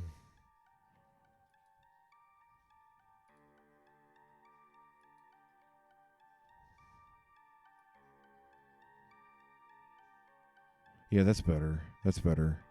There's a little, like, burnt curlies. It's an official word. All right. And then just to make sure it looks legit, let's copy and paste that to our other tears. Okay. That's a start. Okay. But we got a problem. Because I think what I should have done is merged all of those. Yeah. That's what I should do. I should merge all of those. So let's clear the layer styles.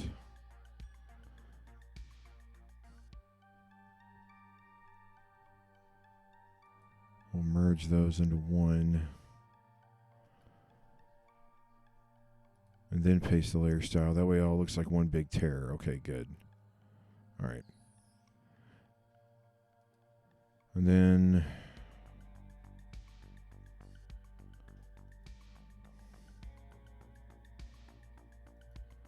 let's delete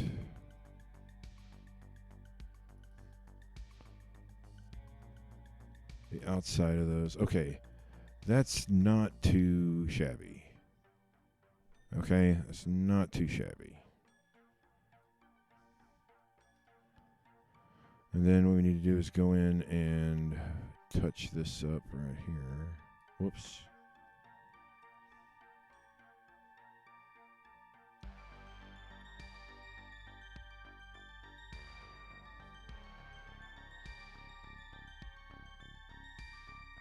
Whoops. Forgetting which poster is where.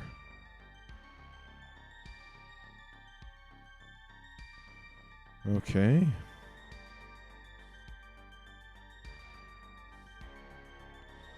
All right. I think that's kind of what I'm going for. All right. I think.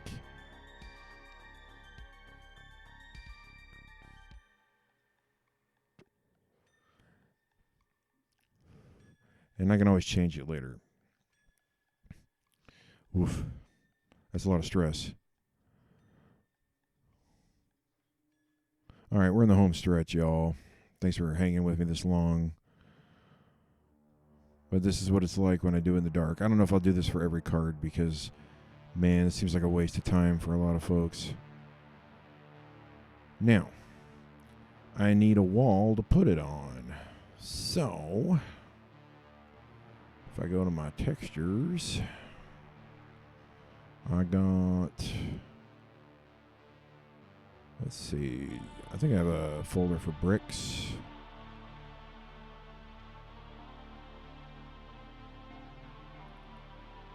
Let's put this on a nasty brick wall.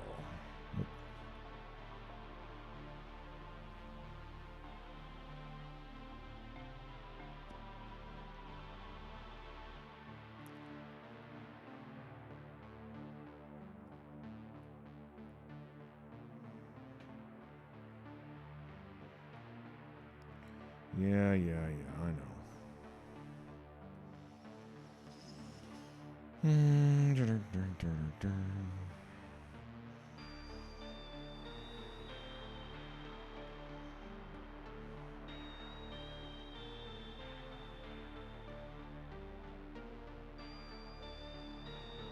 Now all of this needs to be moved to its own folder.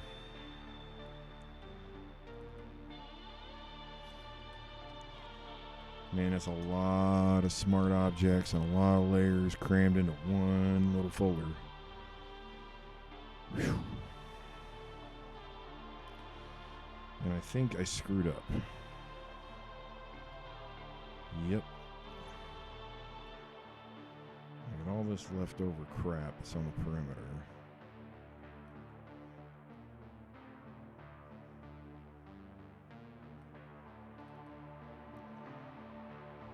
Yeah, I sure did. I screwed the pooch on that one. So I need to go into my folder. Come on, folder. Oh. Okay. I'm going to save this.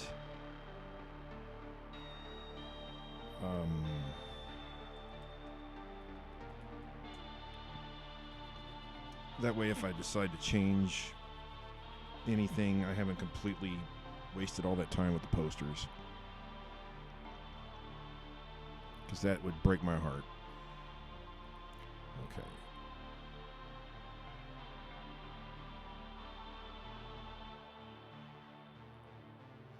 And did I just forget to save this one as it was?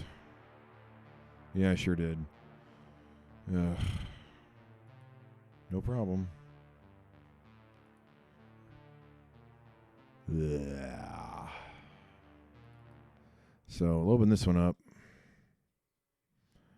And then we'll resave it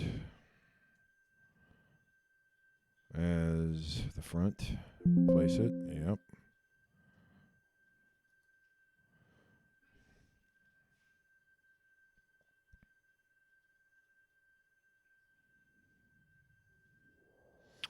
All right.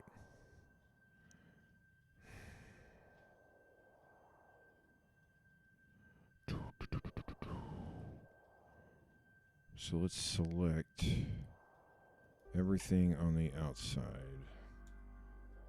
Oh, you butt.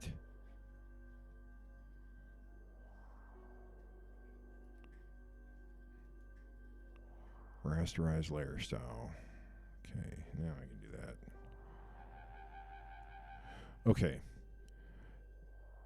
So what we need to do now is, I think this will work, is let's add a shadow, just a small shadow to that poster.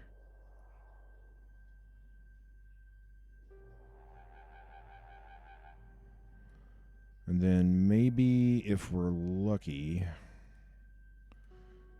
I don't know if this will work. Maybe, well, instead of,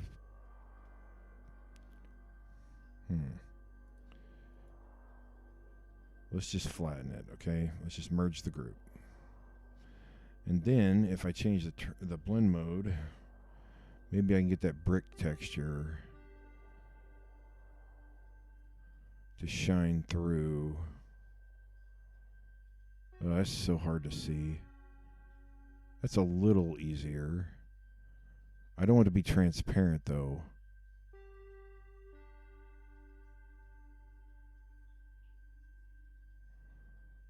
I think I'll just leave it be. Okay. So that's a start. All right. So the last thing I want to do is I want to add some text. But what I need is to see my borders. Okay? Because my text has to go right in that border. Inside the border.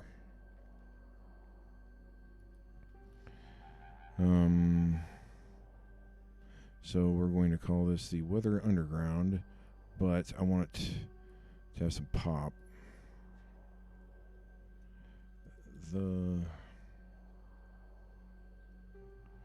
And I don't want to use the same dadgum font.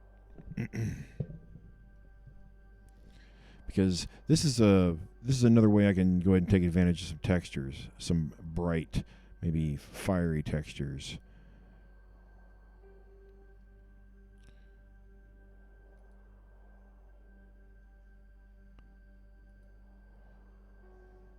I don't want it to be cartoony. They've got to be legible. That's the biggest problem with making titles, is that you want to have so much fun making neat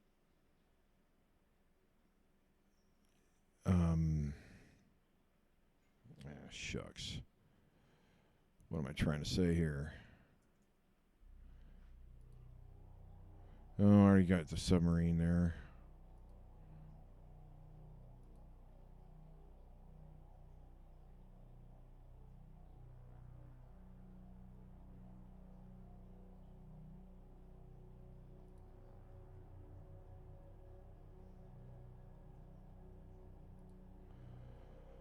What am I trying to do? No, I don't want to shrink them. I just want to bring them closer together. Nope. If anything, I want to fatten them up. There we go. Let's fatten those puppies up. That's what I'm going for. Okay, so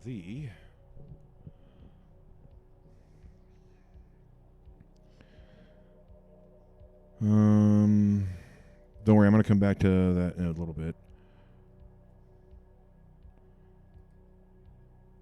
No, I want regular font. Dadgummit.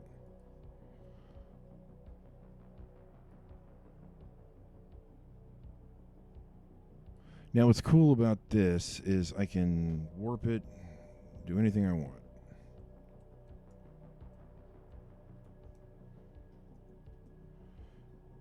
I don't want the same font there, but I want...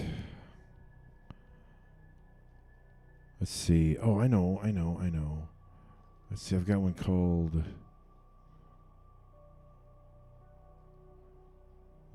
is it Destruct or Demolition? Cracked.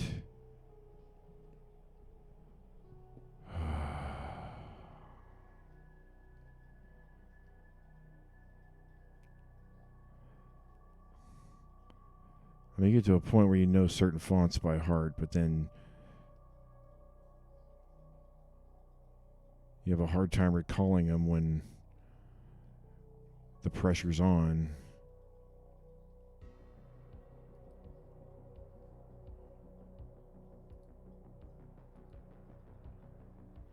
Okay, that's not too bad. That's kind of that's close.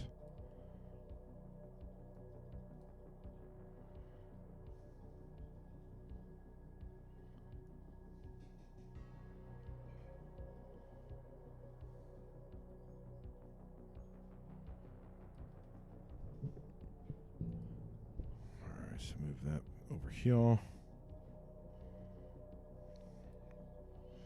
In fact, I think I might even rotate that a little bit.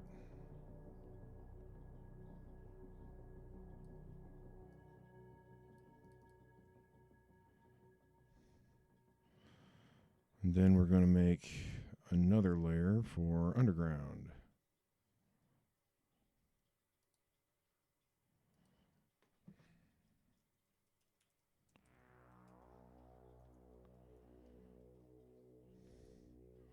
And we'll make that simple. Bonk. My whiskers are rubbing on the mic. Let's go with something like... I use Helvetica all the time. I use Gotham all the time.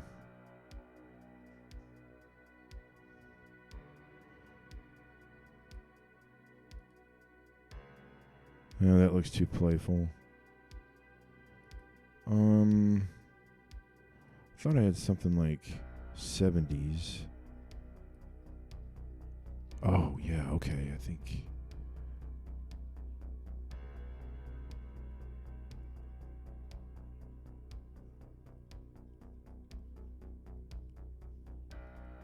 Uh, what's it called? It's something.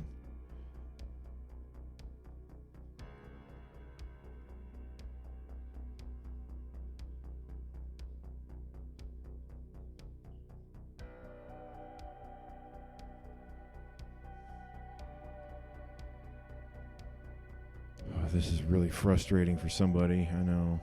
Watch some idiot pour over fonts.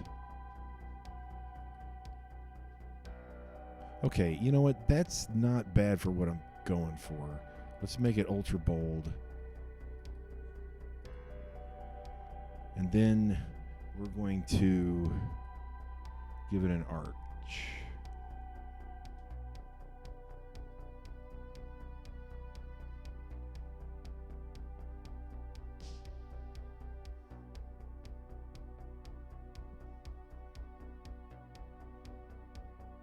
If I can figure out how to do it.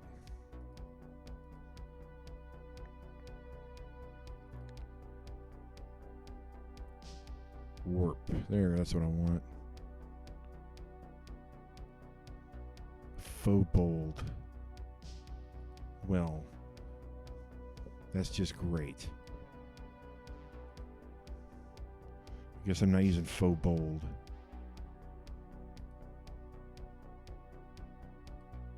Alright, let's try this. Okay, I like the way that looks. Let's give it a more dramatic bend. And then we will shrink that down a bit.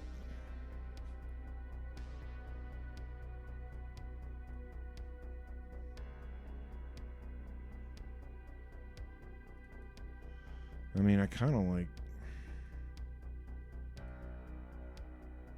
of giving it a smile.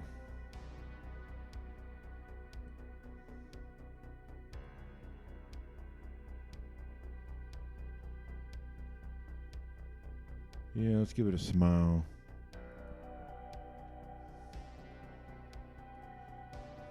Okay, I know.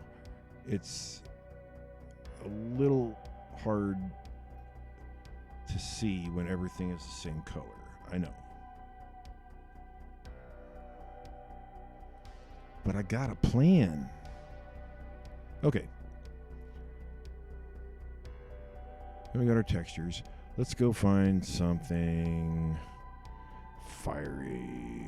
Let's go. I got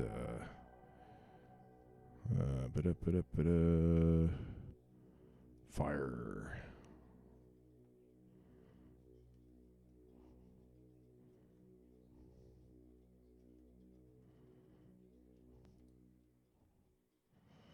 Let's bring some fire over here.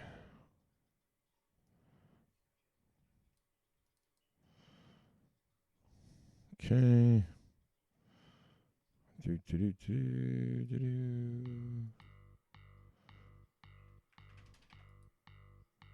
just about done, I think.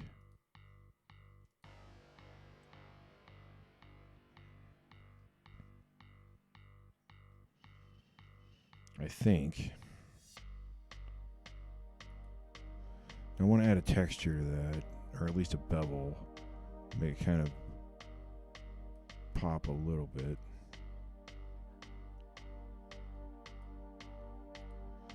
Obviously, drop shadow. Now for weather, I think we should go with. We need something bright.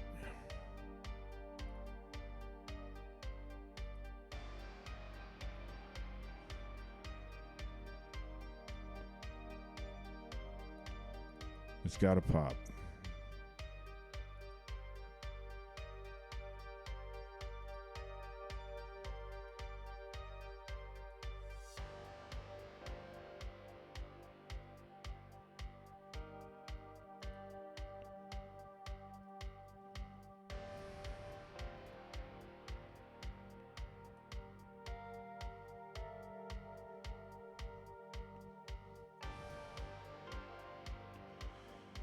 The catch here is it's I mean, it looks cool. It's just a little hard to read.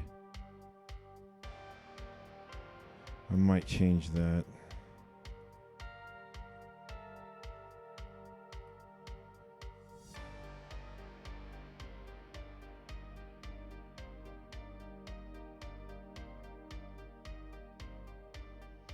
Maybe something like this graffiti. That looks kind of interesting.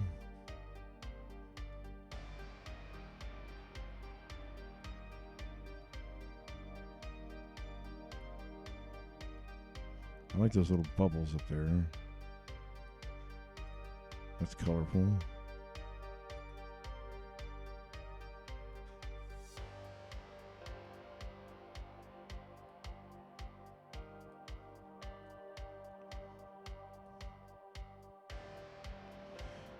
Still looks a little difficult to read. With some texture, it looks okay. We're close. It's just not bright enough.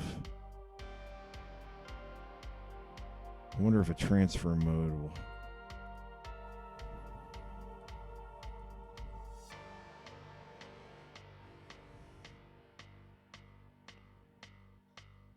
Just brighten that up. Come on, come on. There's got to be one. What look like pure acid. No, I think I'm kind of stuck. All right. Well, it's... Well,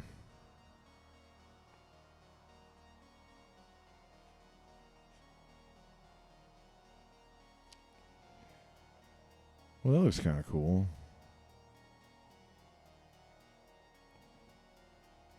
Let's try this.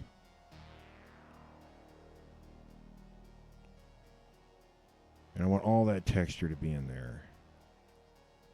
So let's spin that puppy around and shrink it.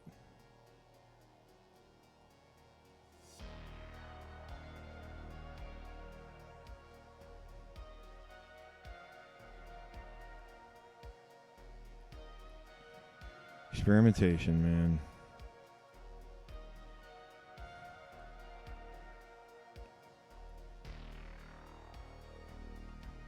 Okay, that's better.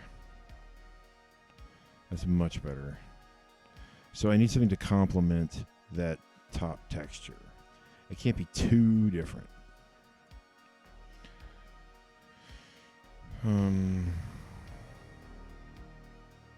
I do have other textures, and I could always just change the color of that one.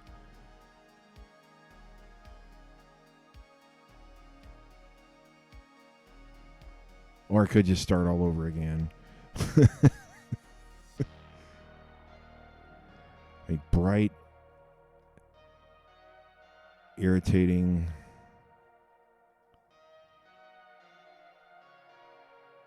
See, I like this soft and I like this icy color, but it's gonna look too dark. It's just the wrong tone. Now that might work.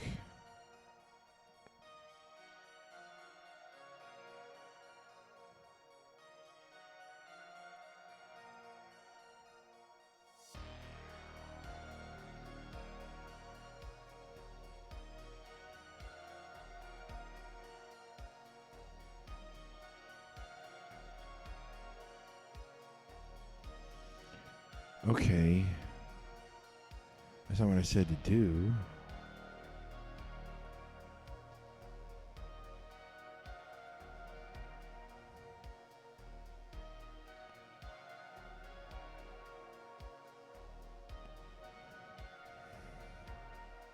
Okay.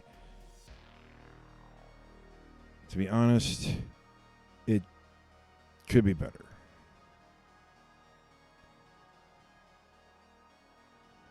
But I don't want to work. I'll make a better title, okay? I will. All right, but for the sake of the rest of this, let's just be done with it. So if I were to make a card, then I'm going to save this as a JPEG, okay?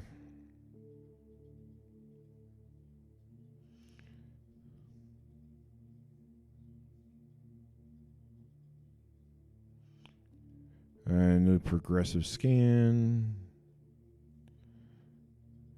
And then we're going to go over to Illustrator. And I've got my handy dandy templates for that.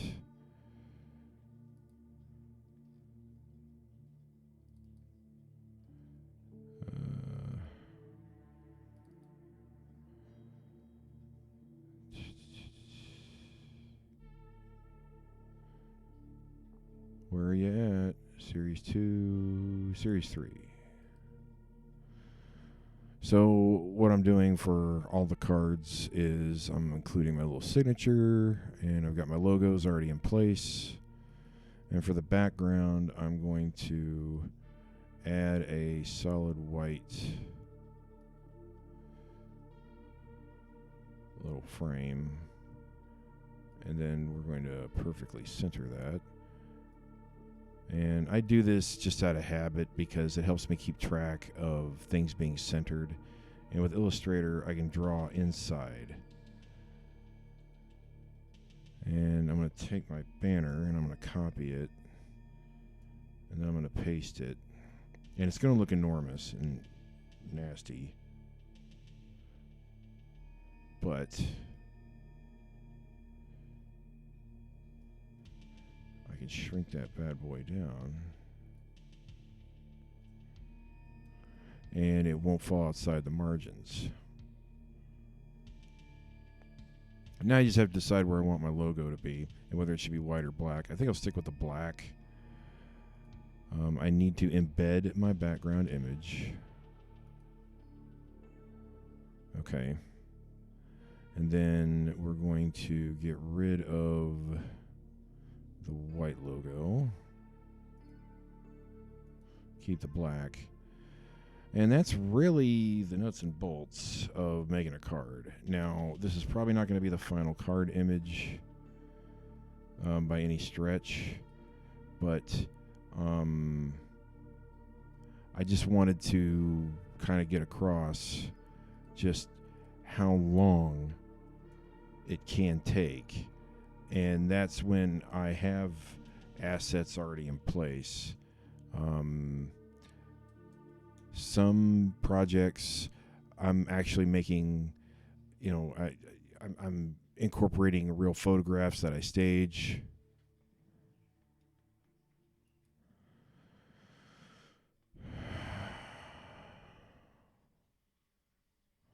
But that looks all right. I don't mind that at all. The Democrat part is subtle enough. And I think that gets the point across. All right. So that's kind of where we went. And I really, really, really appreciate anybody that managed to stay with me for so long. And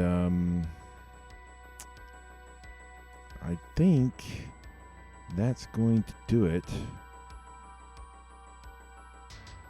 for the remainder of this stream, where we talked about the Weather Underground and made a complete card. So if you managed to stay with me this long, then please, please, please let me know that you did. Let me know what you thought. Let me know where I failed. Let me know what you liked. You can always visit plunderworld.com to order a box of cards. Please check out the Instagram page for updates on when Series 2 is available. I even have all the shops loaded up here locally in Houston where you can get packs of Series 1. I would highly recommend that you just do a simple search. You can even find it on my website, where there are fans on YouTube that are opening boxes and looking to trade to complete their sets. Series 3 is going to take a little longer to release. I really want to perfect it and work on a game, and I'm going to try to eliminate the need for pre-orders, because I know that's a drag. You pre-order something and you're waiting for months and months and months and months for it to come out, and I don't like that any more than anybody else. So hopefully with the sales of Series 2, it can pay for just a complete print run for Series 3, and I don't have to hustle everybody for funds. But that's it for tonight. Thank you so much for watching.